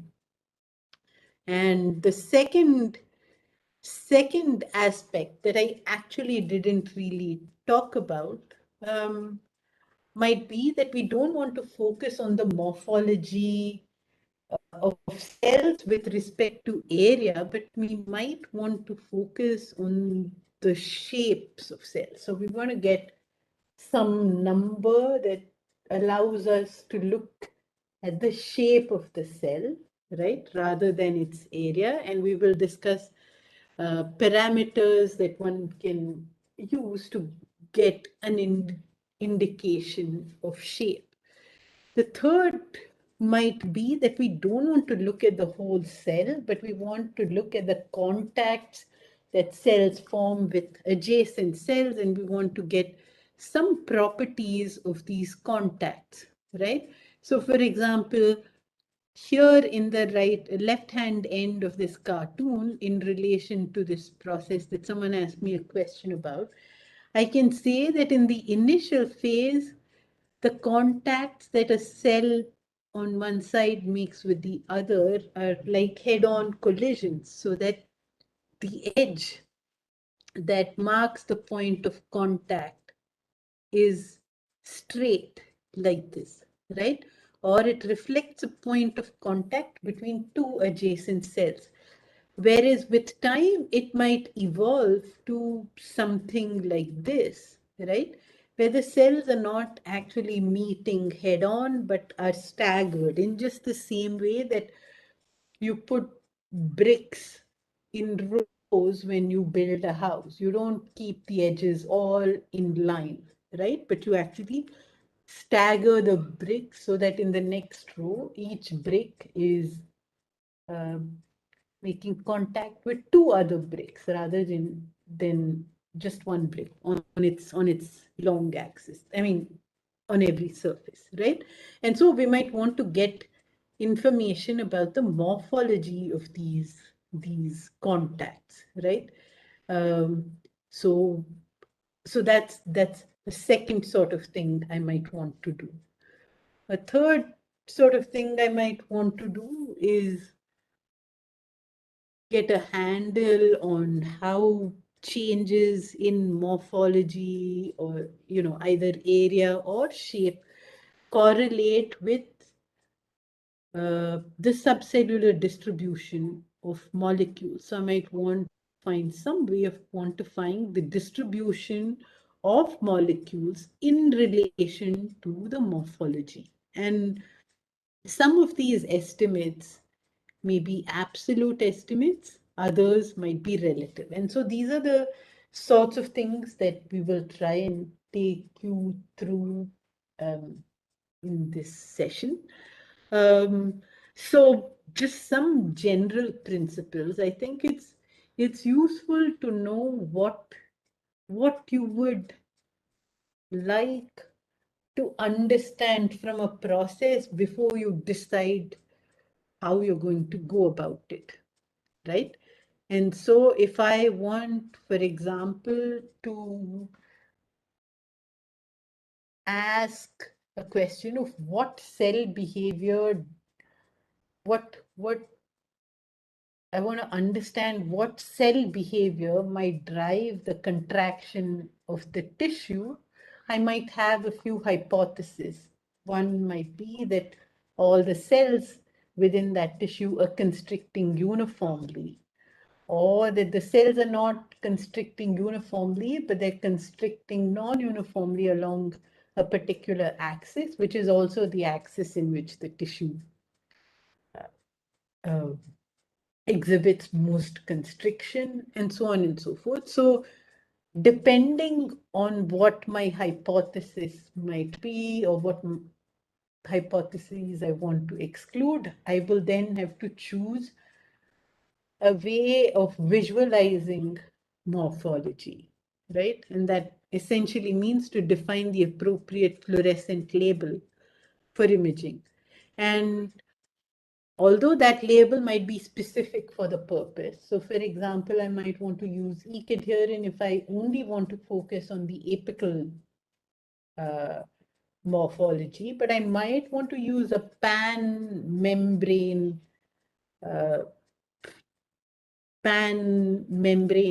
fluorescent label if I want to look at whether the morphology at the apical end is different from that at the basal end and whether there's a relationship between the two, right? So those sorts of considerations will influence my choice of label. But regardless of what label I use, and I might have many choices for each thing I want to test, the label one should use should be one that's got high specificity, meaning that it only labels the thing you hope you expect it to label. The other is that the signal intensity should be quite high, especially if you want to be able to image it for prolonged durations without the risk of either phototoxicity or bleaching. And you should also make sure that there's sort of low noise either from the fluorescent protein itself or from its distribution in other compartments that might make the analysis complicated. Yeah. Once you've identified this label, you have to define what your imaging parameters are, and some general rules are listed here. So perhaps the most important is to make sure that you're not saturating your image. Because this is not only problematic for quantitation of intensities, it also, affects your interpretation. I mean, you do it at the risk of spatial resolution, and this might mean that you're measuring the wrong things. Again, I think you should choose your imaging parameters in ways that ensure that you have low noise, with high temporal and spatial resolution, and that you maintain low phototoxicity and low bleaching.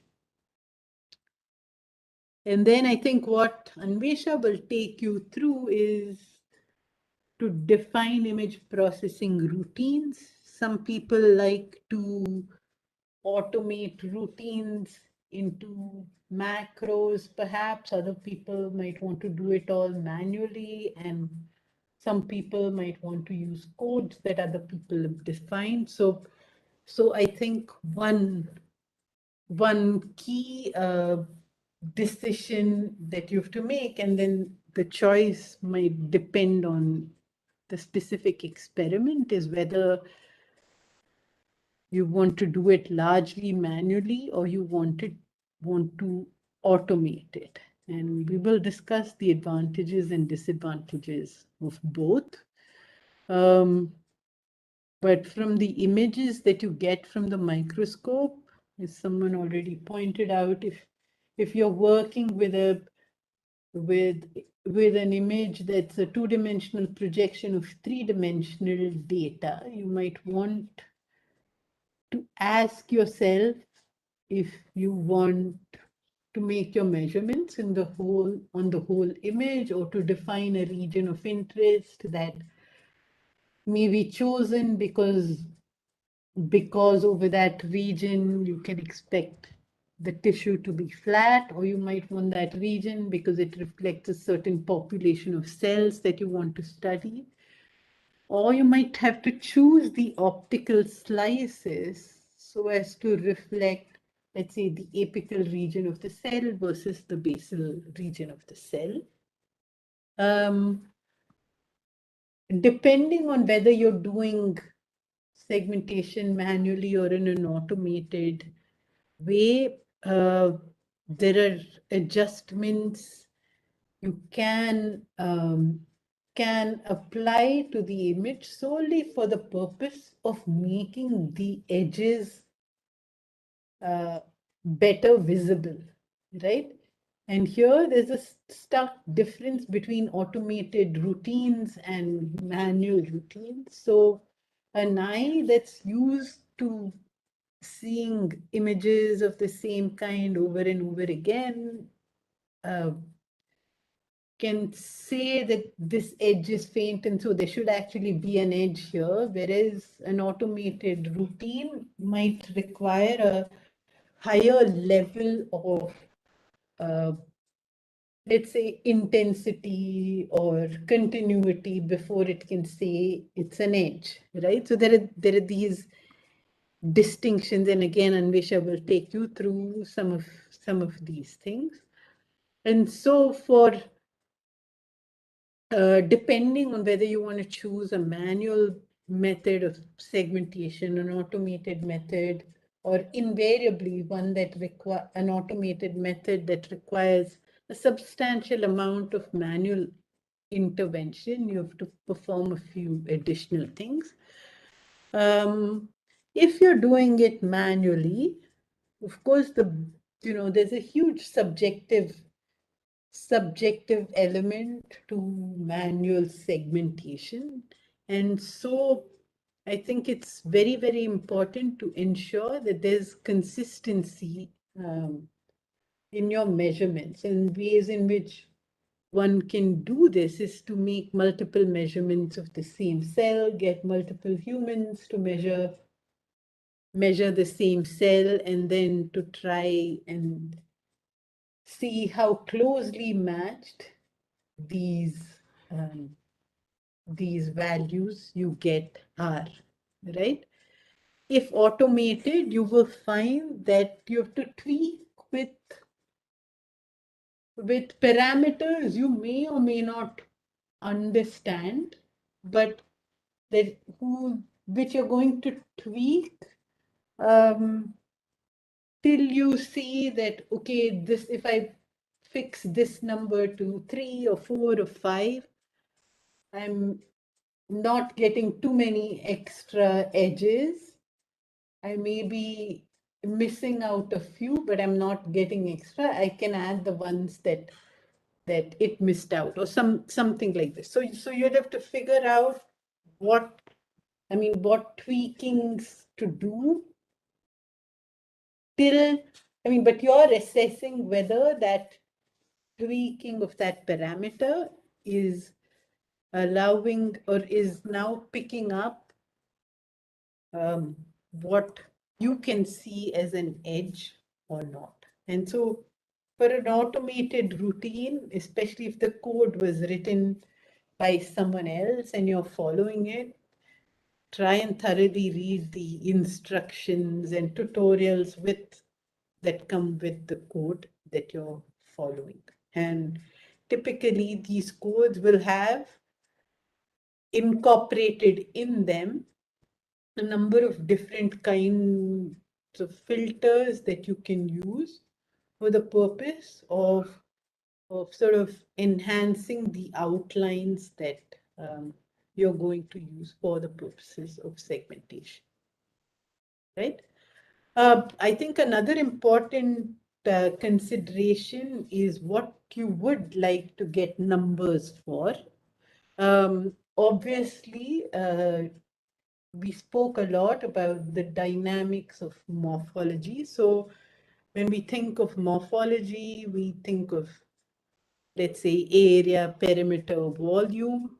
Area and perimeter are fairly straightforward, volume less so, because this has certain requirements of the label that allow you to detect a whole cell as a distinct entity compared to its neighbor, right? If on the other hand, instead of the cell, you focused on the nucleus, where the nucleus of two adjacent cells are two discrete entities that are not touching each other, obtaining measures of volume are not difficult, right? I mean, obviously, when we talk of volume, we might also want to look at the height of cells for reasons that I already mentioned. A cell can look expanded if you know, instead of being columnar, it became squamous, right? So you have the same amount of membrane, you just sort of transformed the shape from, or you inverted the long and short axes. So you might also want to know if any effect that you saw in one plane or in a set of planes also resulted in an effect in other planes, or it was solely restricted to this plane, and you might want to know if any change in morphology was accompanied by a change in volume of the cell, or just a redistribution of the membrane that caused a change in shape. And so to analyze shape, one might want to think of comparing the shape either to a circle or a perfect polygon, like a hexagon with uniform edge lengths, and derive measures for deviation from the symmetric shape by using measures like circularity. Alternatively, you could fit an ellipse into that shape and look at the orientation of the major and minor axes or the aspect ratios of the cell. As I also just described to you, cells in tissues are polygons, but they're not all hexagons, although thermodynamically favorable configuration is of hexagons. You can infer a lot from looking at the frequency distribution of cells with different numbers of sides, right? And what this can actually give you an indicator of is the propensity of cells within a sheet to exchange their neighbors.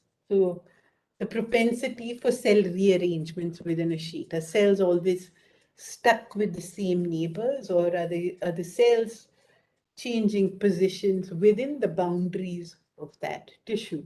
So that's one thing we might want to look at. Another thing we might want to look at is the center of mass or the centroid of a cell. And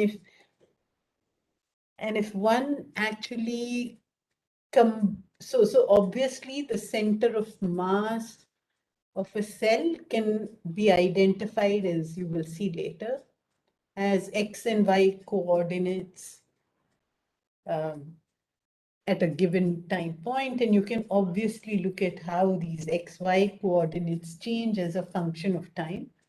But if the entire tissue is exhibiting a large scale movement, then you have to ask yourself, what does the change in the position of the centroid actually tell me? And so there are ways by which one can write routines to look at,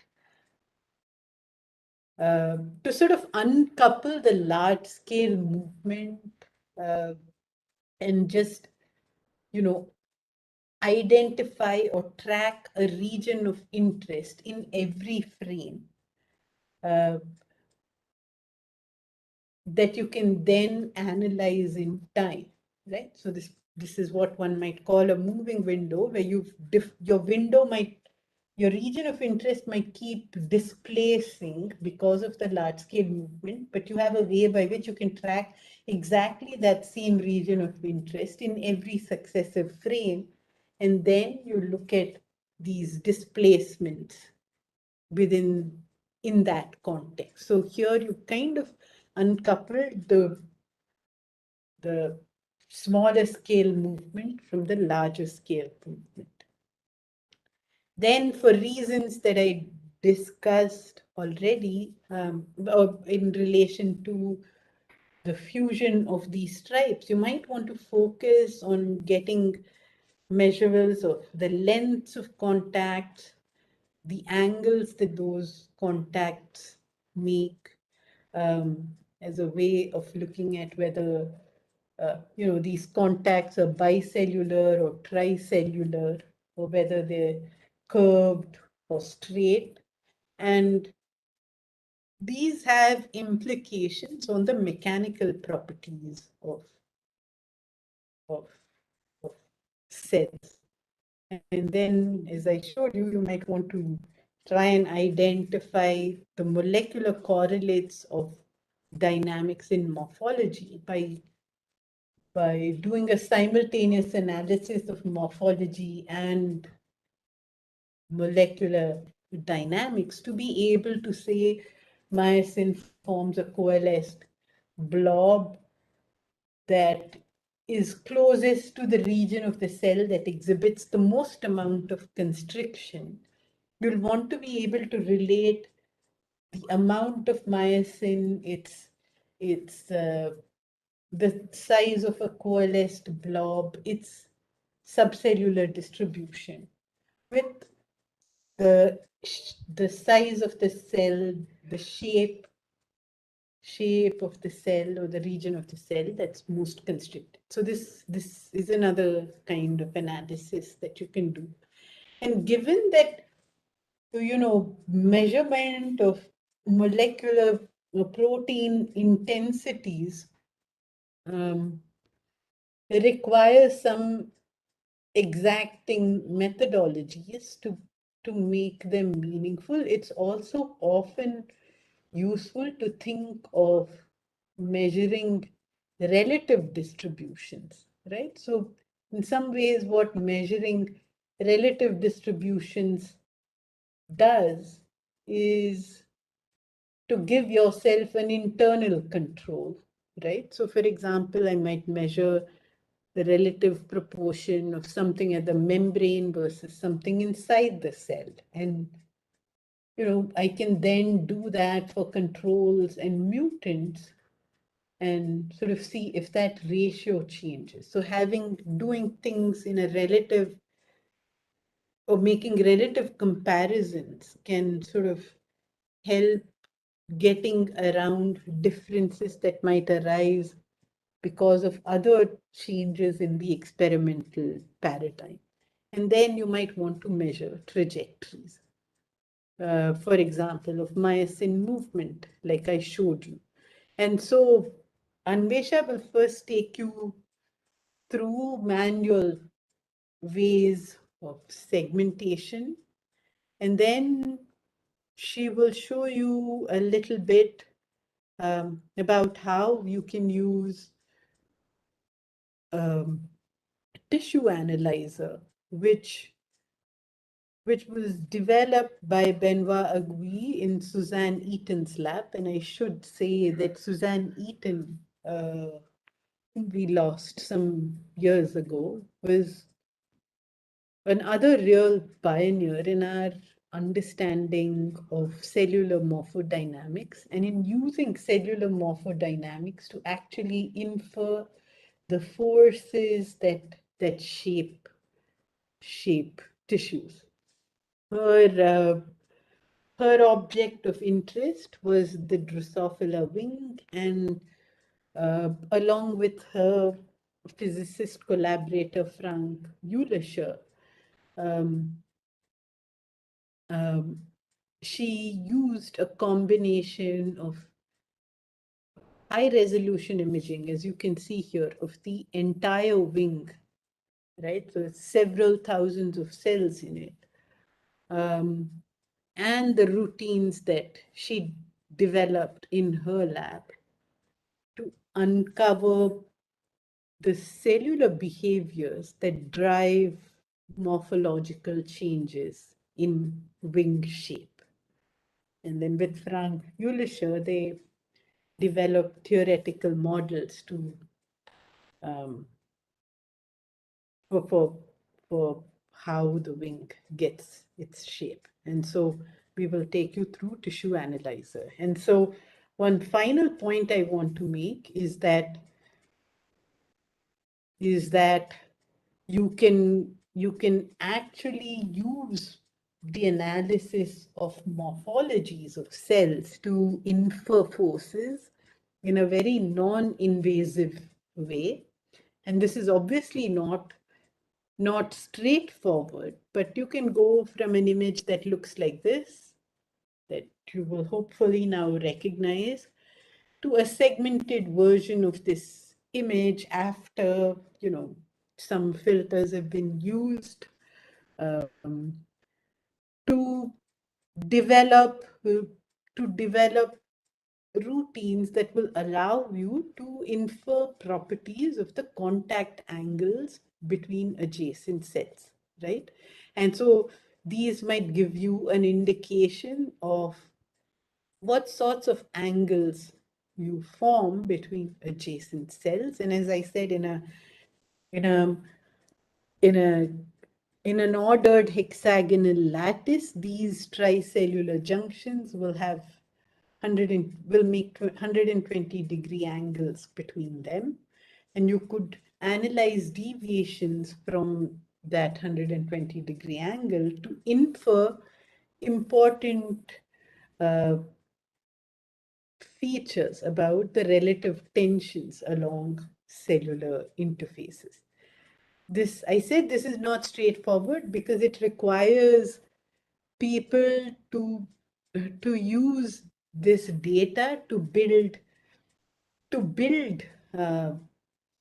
sets of equations that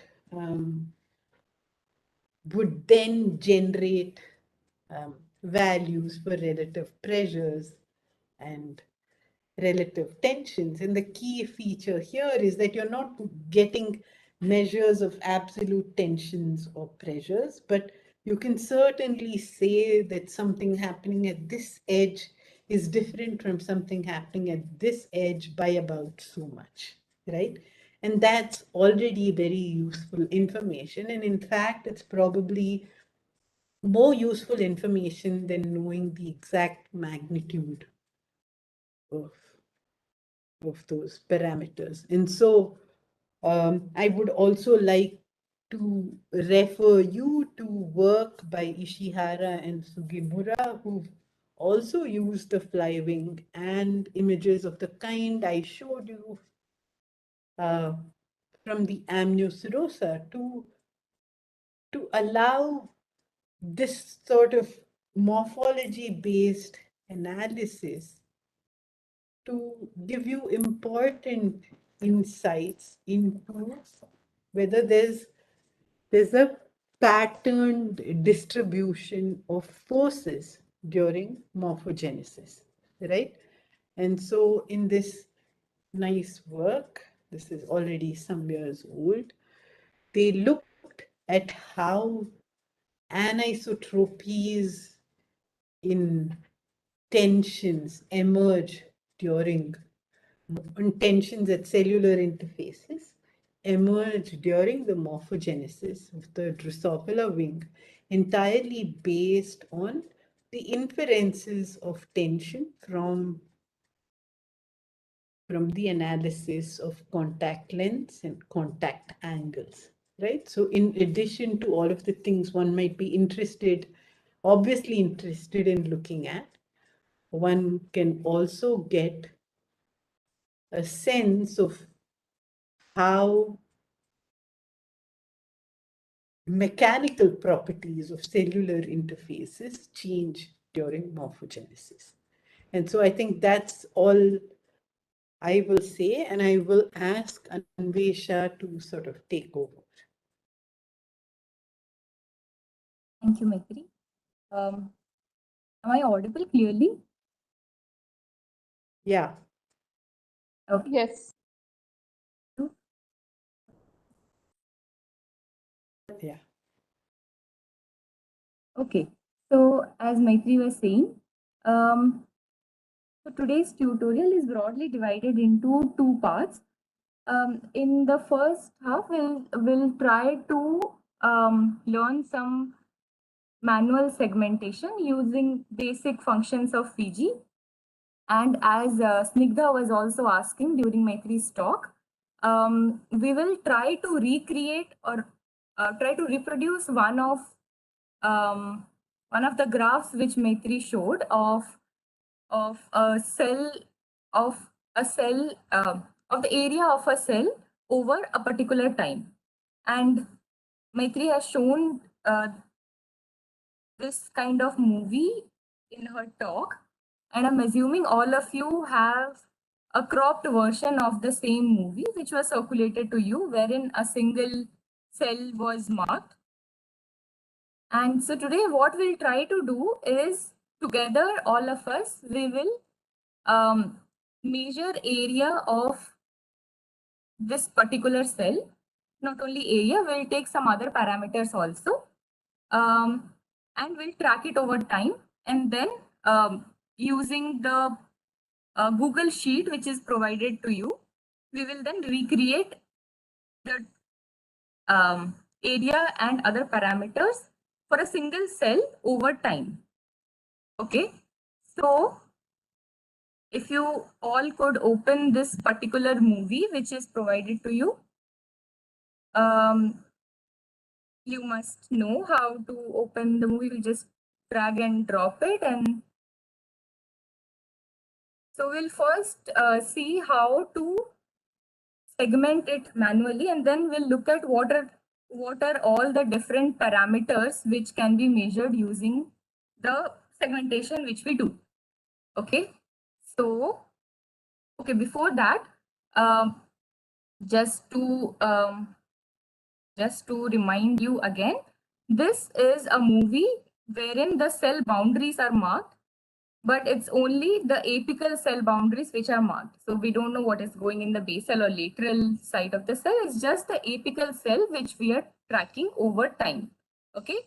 At the left-hand corner, you will see the timestamp, and for every frame, there is a gap of 9 seconds. And in total, this particular movie is of 1 hour 45 minutes. Okay. So what we'll do is we will take this polygon tool from Fiji and we'll start measuring it. Okay, so while segmenting, there are a few things we need to keep in mind. Okay, so the more closely I put my breaks here, the better it will segment.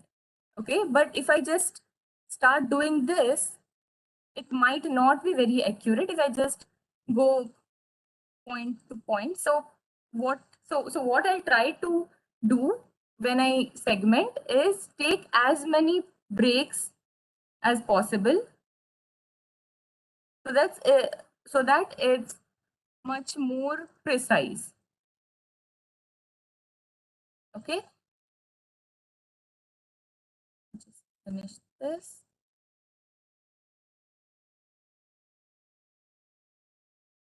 Okay, so with polygon tool, what you will get is basically it's a closed area, right?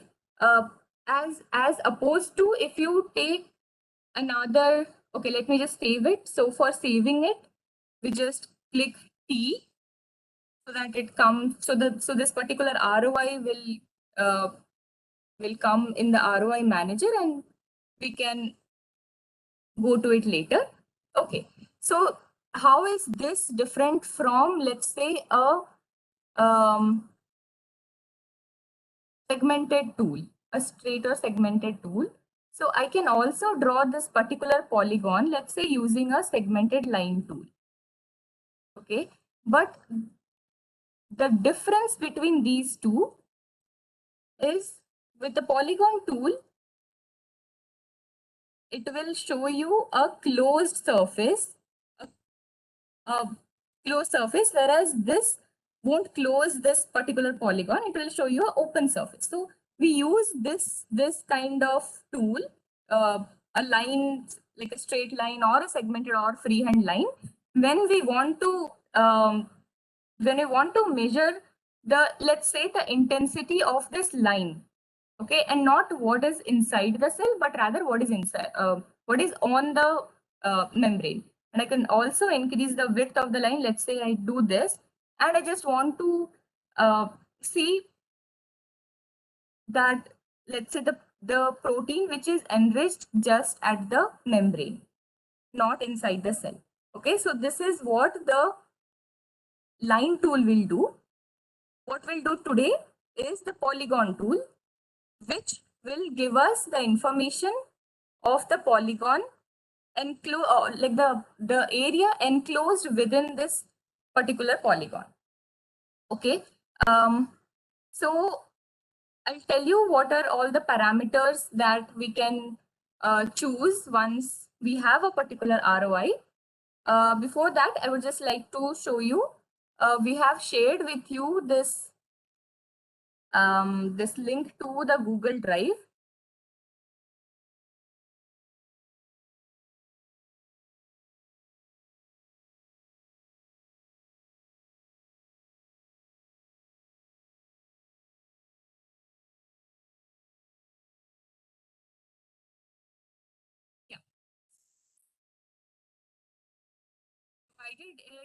I've divided the movie into groups, but we don't have that many people. So what we'll do is we'll start from the starting. You people can enter your name in this name category so that we don't overlap what part we are doing. So the movie consists of 700 frames. All of us will take 15 frames. Okay, and we'll do the segmentation manually for 15 frames each, and we'll take out its area, circularity, aspect ratio. You can pick any other parameters if you wish. Let's just focus on these three for now. And then we'll try to make a complete graph of a particular cell over time, okay, which is this cell. Okay, so once you have done the segmentation, the ROI is there with you, what all we can look for. So we can go to analyze, go to set measurements. You will see that there are a lot of things here. Okay, so area intuitively will give you the area enclosed within this particular ROI. Standard deviation, median, grayscale value, mean, modal, all these will give you the intensity. So all these are with respect to the intensity. What all did I say? This is standard deviation. So basically all the grayscale values and their mean, minimum value, maximum value, their standard deviation, mean gray value, mode gray value, all these are related to the intensity inside that ROI, which we will not look at today. What we will look for is, we'll look at shape descriptors, will fit an ellipse. What will fit ellipse do? It will fit closest ellipse it can fit. So let's say fits an ellipse like this. Okay. After fitting an ellipse, okay. So fit ellipse, oh my God.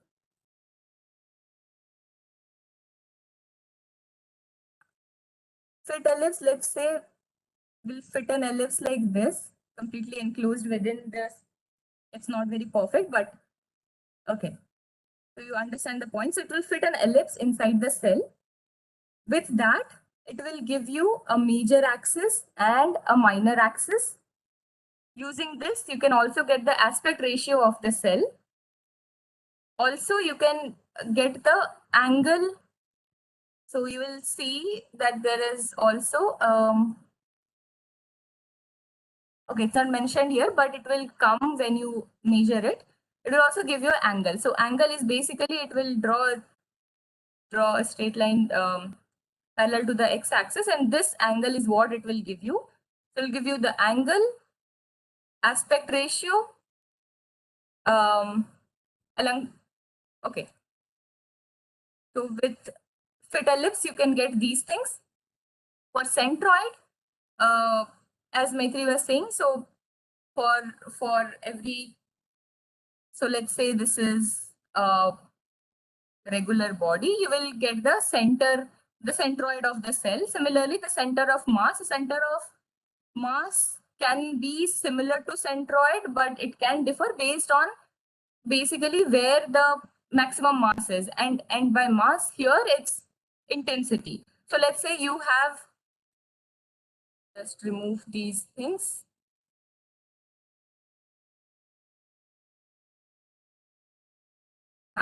So now let's say you have some protein accumulation here, and this is your normal cell boundary. So centroid might be somewhere here based on the shape of the cell. Centroid will depend on where the majority of your intensity is. So it might get shifted towards this. So it's just like you assume it's a plate, wherever the, and you're trying to balance the plate. Okay. So if you have something more at one corner, you might have to shift your center accordingly. So that will change accordingly. What we will do today, as I was saying, is we'll take area, shape descriptor, and fit ellipse. Okay. Okay, fine. So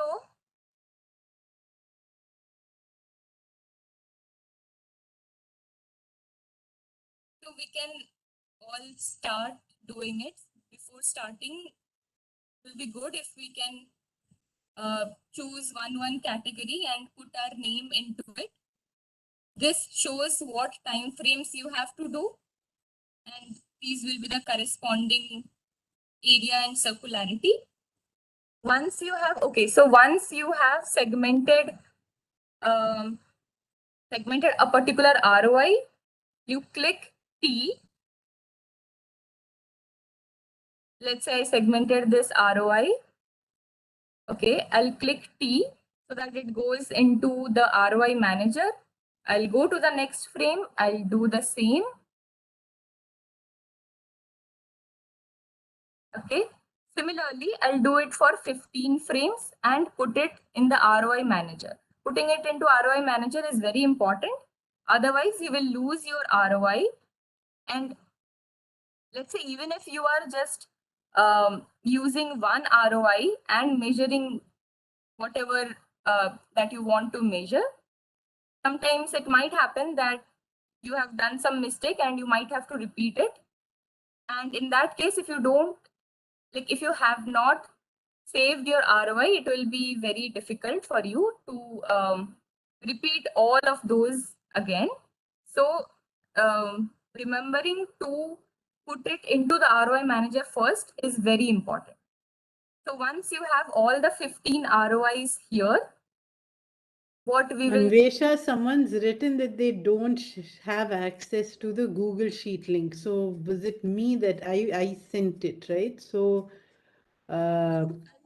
just give me a minute, I'll check it. Okay, just give me a minute. someone's also asking from where did you get the results? So I think you have to take them slowly through what to click and where Okay, you'll yeah. find what. We'll do that. Okay.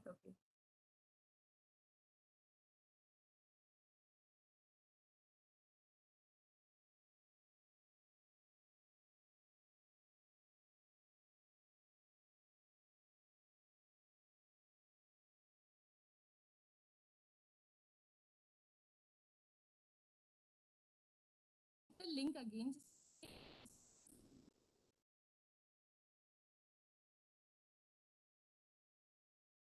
So I'll get to the result section.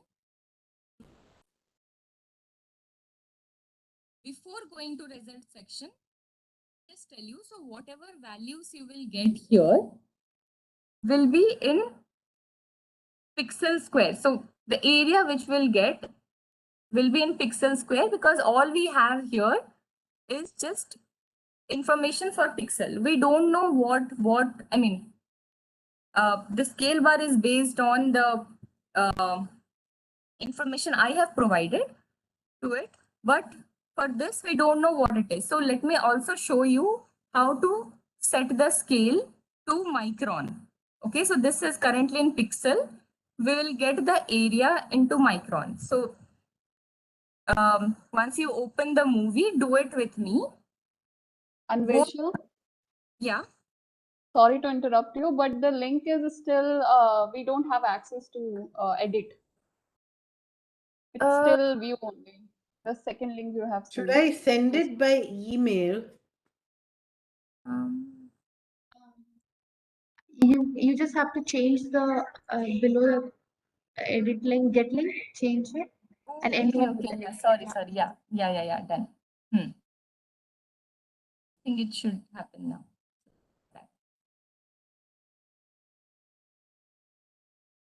Okay. Can someone try and tell me if it's happening? I think it's happening now.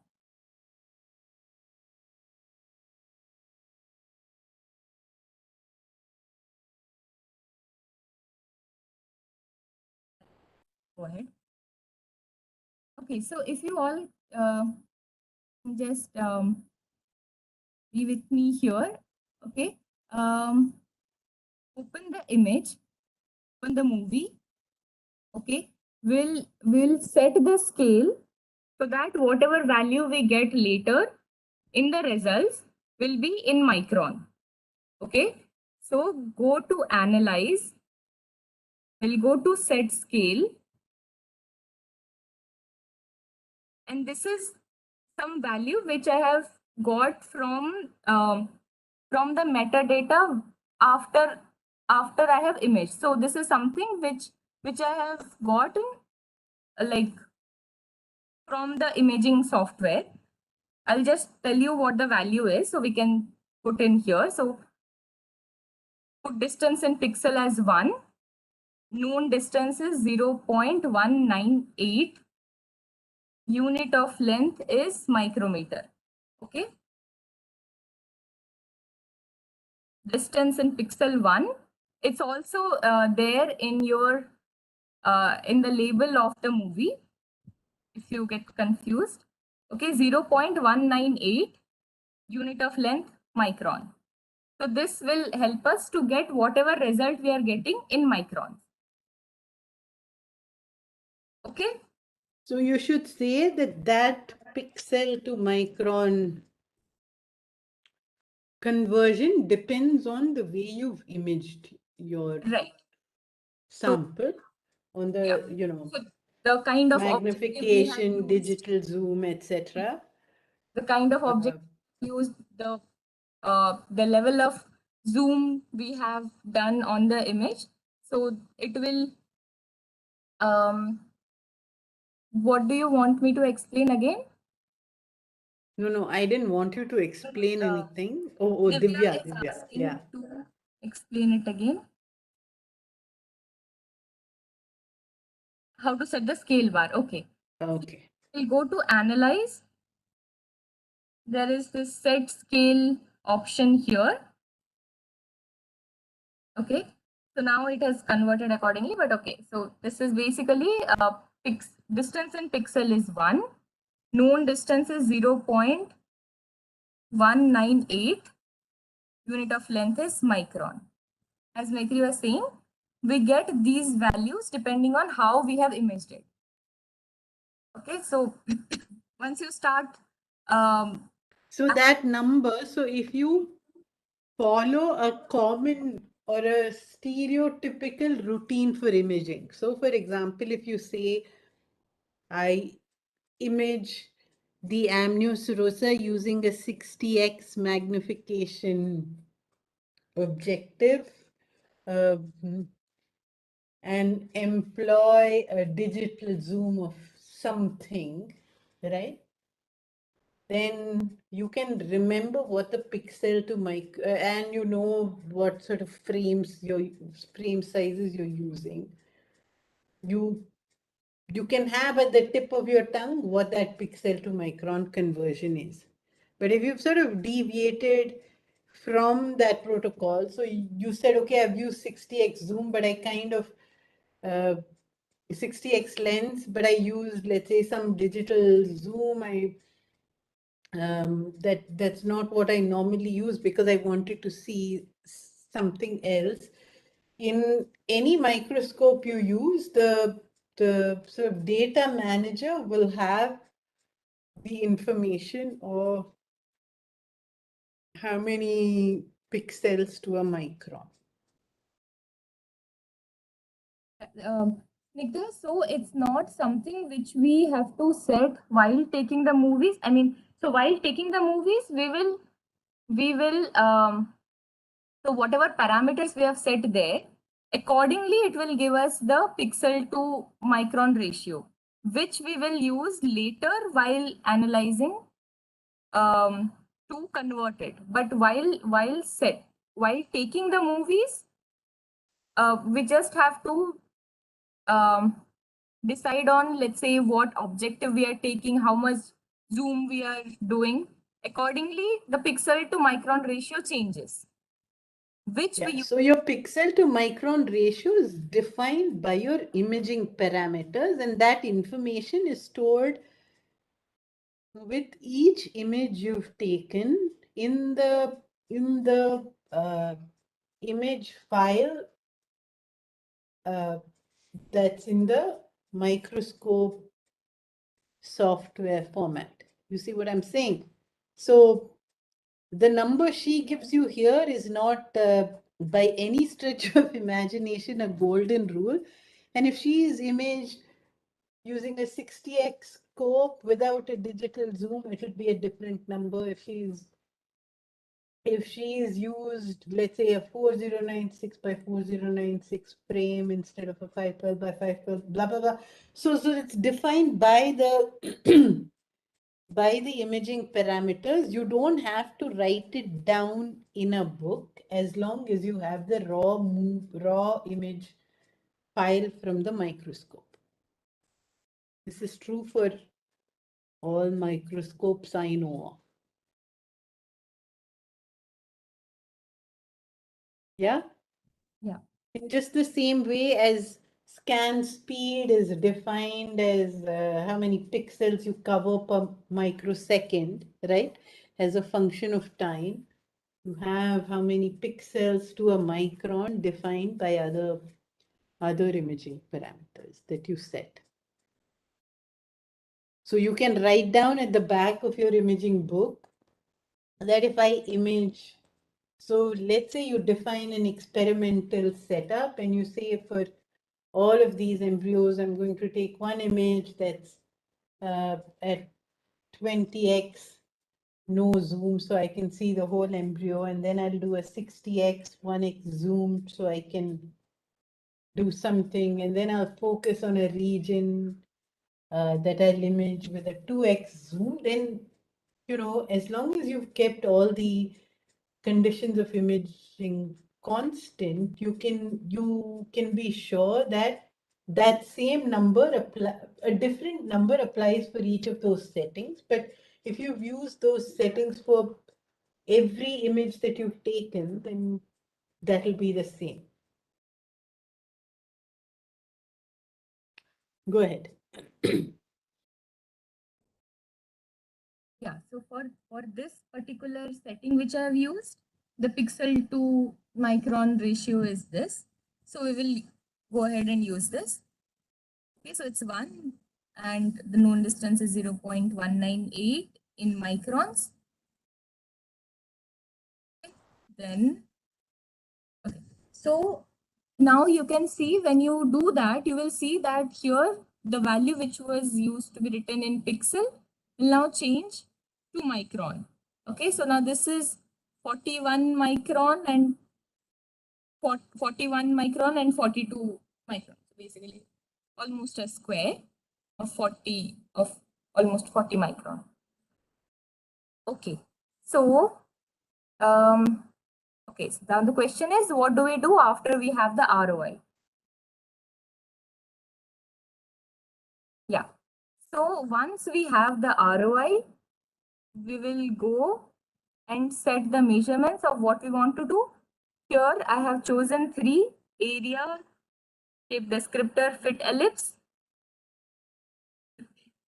What we then do is we can just simply click M, which will give us measurement for that particular cell which is selected. Or when you have all the 15 values ready, you can select all and click the measure here, which is there. Okay, so it will give you all the values. So now what are you seeing here? So area, now whatever area you are seeing here is in micron square. Okay, the major and minor axis is, as I was showing you, when you fit an ellipse, it will show you the major and minor. So it will take the major and minor axis, and this is the length of that major and minor axis. Angle, again, I showed you. So if this is the ellipse fitted here, with this particular axis, x-axis, parallel to, you know, the Horizontal line, you will get the angle obtused by the major axis. Then you are getting circularity, aspect ratio. Okay, circularity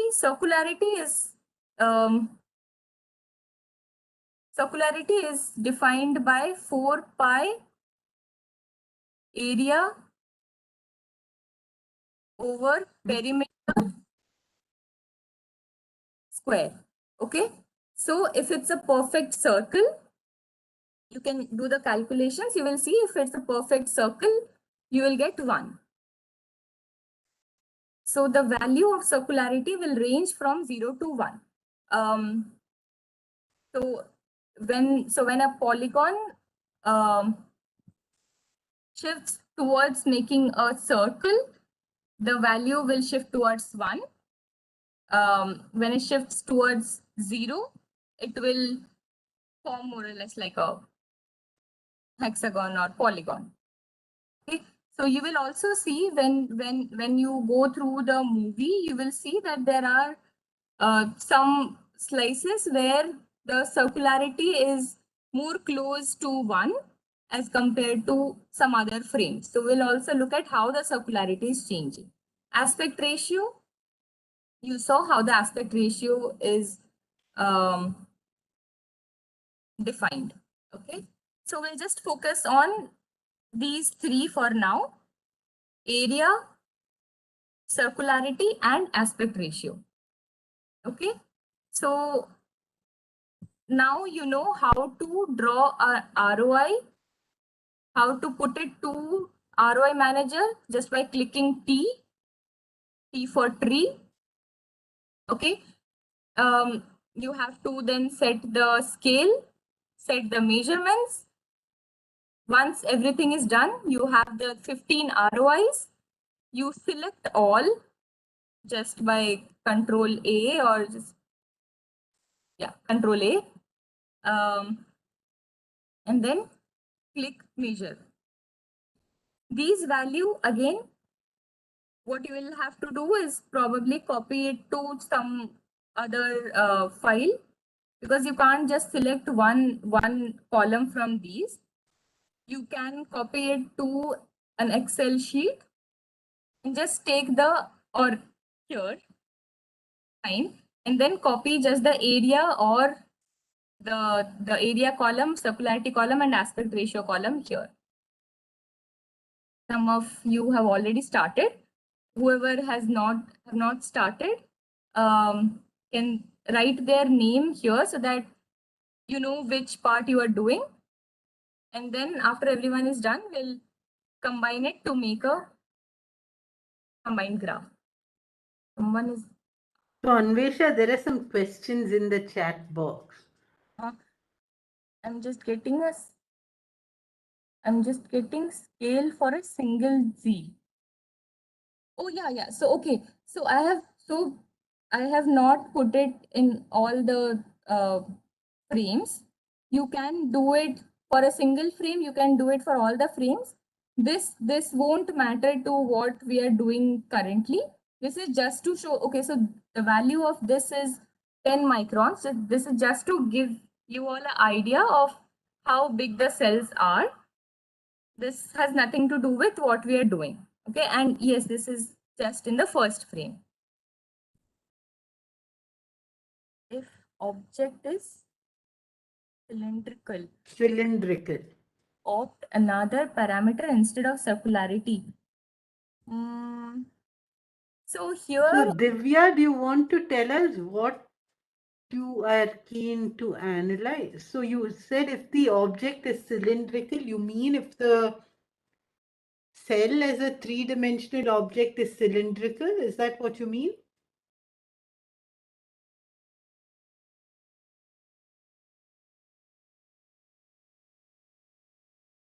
Like worm. So here, okay. So if you're just talking about, so these are, so okay. So these are 2D projections of 3D movies, right? So we had 3D stacks, which we have projected, and now we have 2D slices. So for 2D analysis, in time or without time, whatever, let's say we have a single frame. With this particular set measurements, we have two things. One is the circularity, second is the bounding rectangle. These are the two things which we can get here. So for bounding rectangle, for example, you can just get a rectangle which will surround this thing. If you're asking, so if you're asking, when you say it's cylindrical, do you mean if it is a more complex shape than this with lots of curves? Is that what you're saying? I'm wondering if you're thinking about like a C. elegans that has positive and negative curvature here and there and everywhere. Is that right? Yeah, so I think you bring up a good question. So you know, some shapes are simple, some shapes are complex, and so if you have a cell that's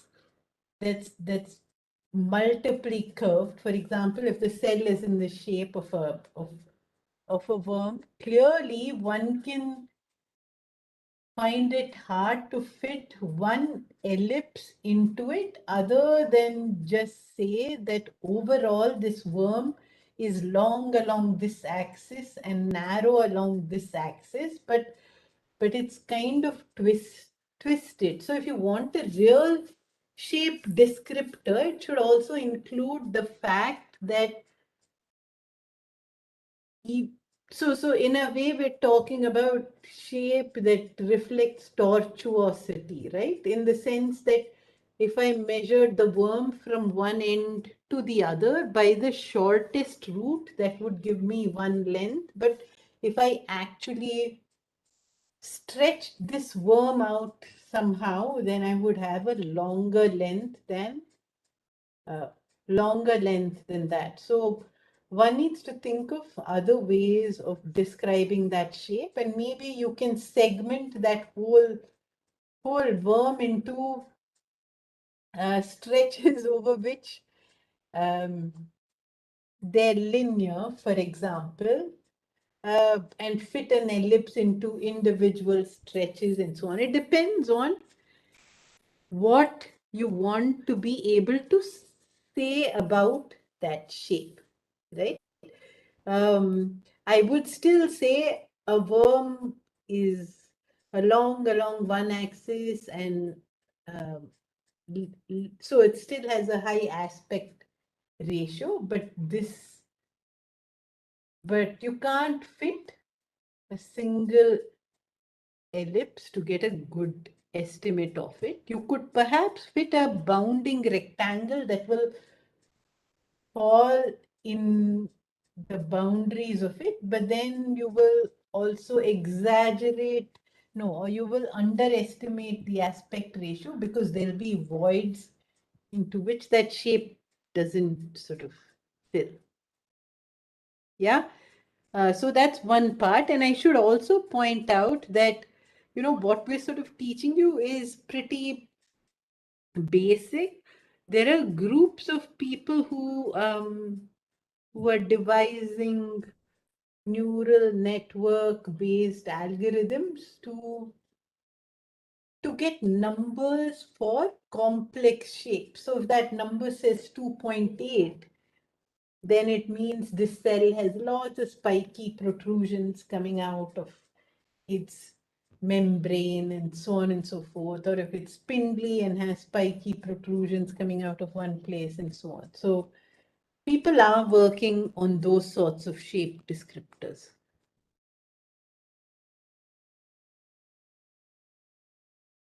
Yeah, so although these aren't regular polygons that you're seeing here, these are still relatively simple shapes. And I can measure what I might call tortuosity of the shape or an edge by measuring the shortest distance between, let's say, two vertices, which mark the ends of an edge, and measure the actual distance of that interface. And so that gives you an indicator of how curved it is, but it won't tell you where it's curved. Right? For that, I can sort of draw a straight line between connecting the two dots and measure the deviations from that straight line where I see intensity. So I can get a sort of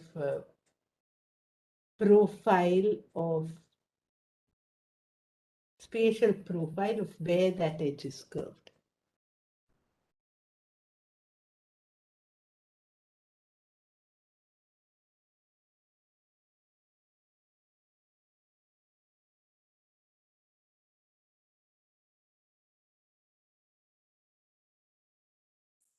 Of you have already started doing it. Just like to again that before starting the segmentation, please write your name so that multiple people are not doing the same time frames. Okay, so Gunjan and Rachita have done it, but it's fine. Let it be. For others, please mention your name first so that people know that this is taken, and then they can move ahead to the next one.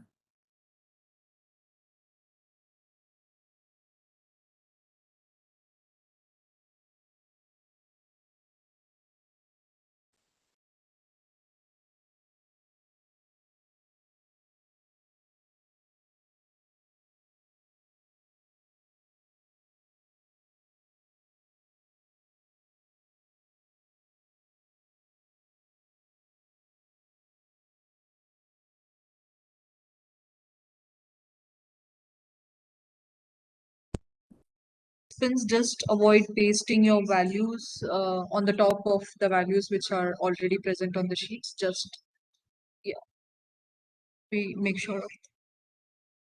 And also, when you are copying from the results sheet here, what you can do is, just copy the whole thing to the part next to your name, like let's say here. Okay, so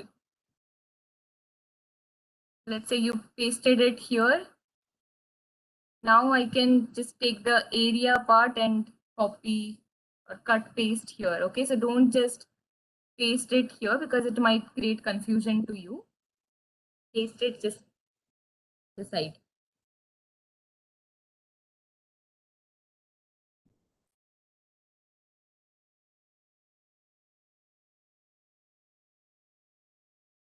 And if you are done already, you can, so in the chat box, there is link to tissue analyzer given. You can download and keep it, like install it and keep it so that you can also do it side by side when I'm doing it. We are not asking you to do anything there, but still if you want, you can just do it with me. So if you are done, you can keep it downloaded and installed.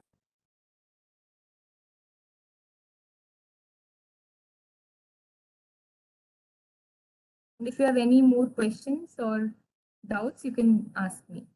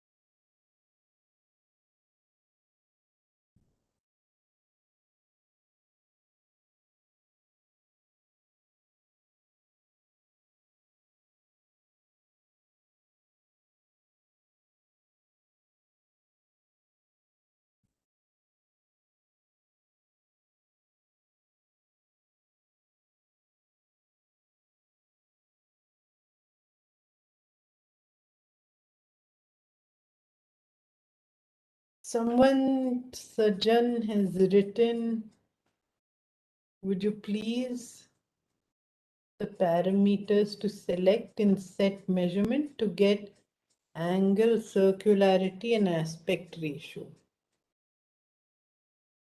The Okay. fitting ellipse, right? Yeah, so just do the fit ellipse. I don't think we require shape descriptors either.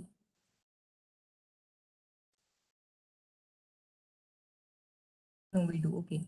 So both shape descriptors and fit ellipse. We have three things selected: area, shape descriptors, and fit ellipse.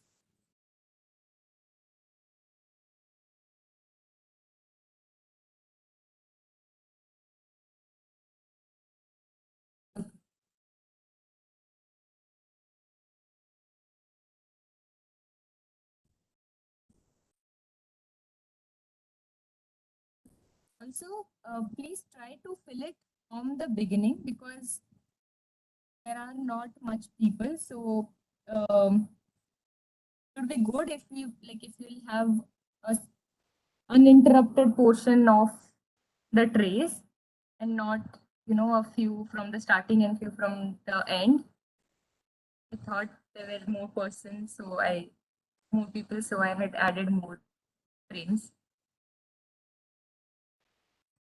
So whoever has not started yet, please start filling from the beginning.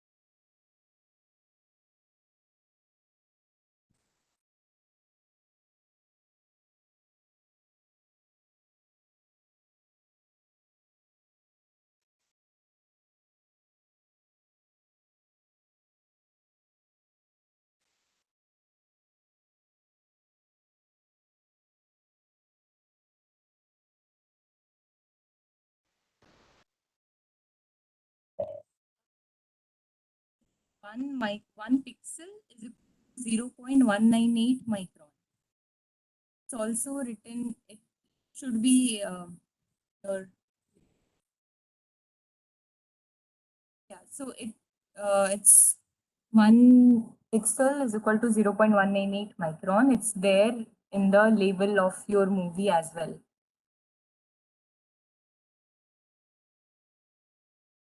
If you want to know how to set the scale, then go to analyze, there will be set scale and then put these values.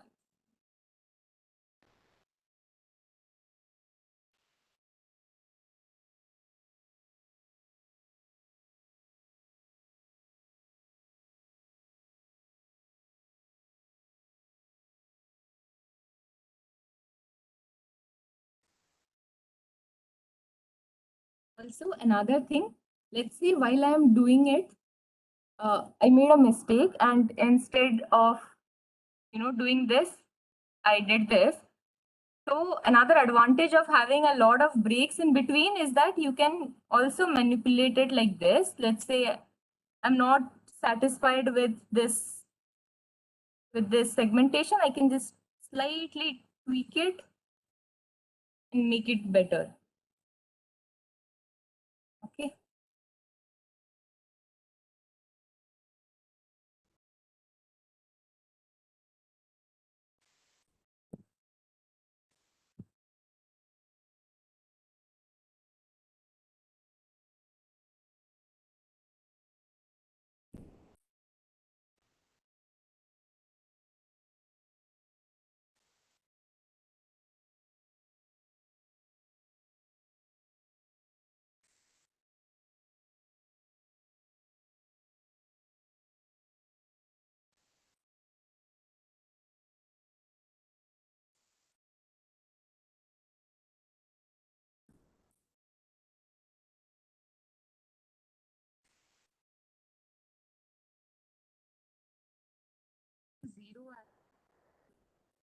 Did you click the measurement? Did you click the results first and then went to the set measurement and did it? If yes, do it in the reverse way. So first set the measurements, then click M. If you have already some data in that result box, close it, set the measurements, and then do it.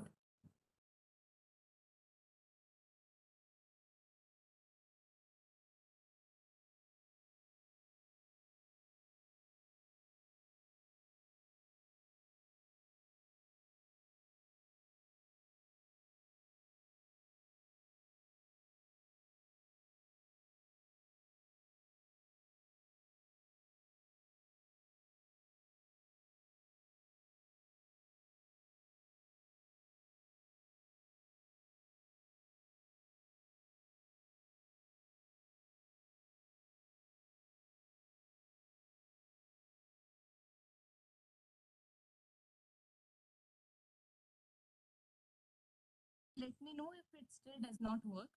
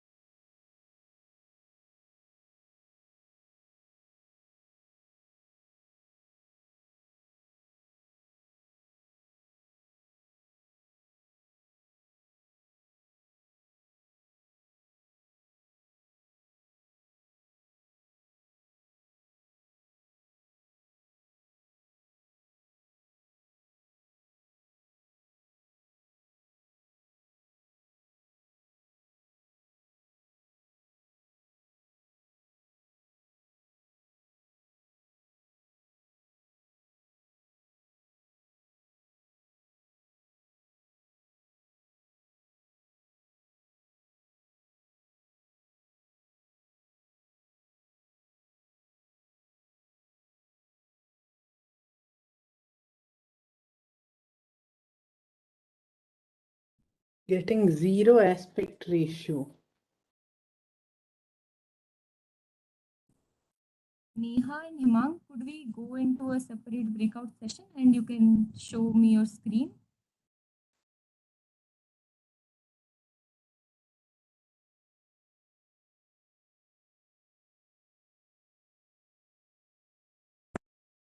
Breakout session? I'll Or trying to put it. Just a minute.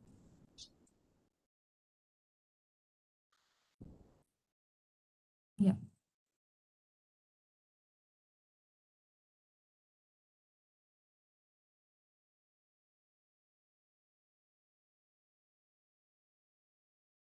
Hello.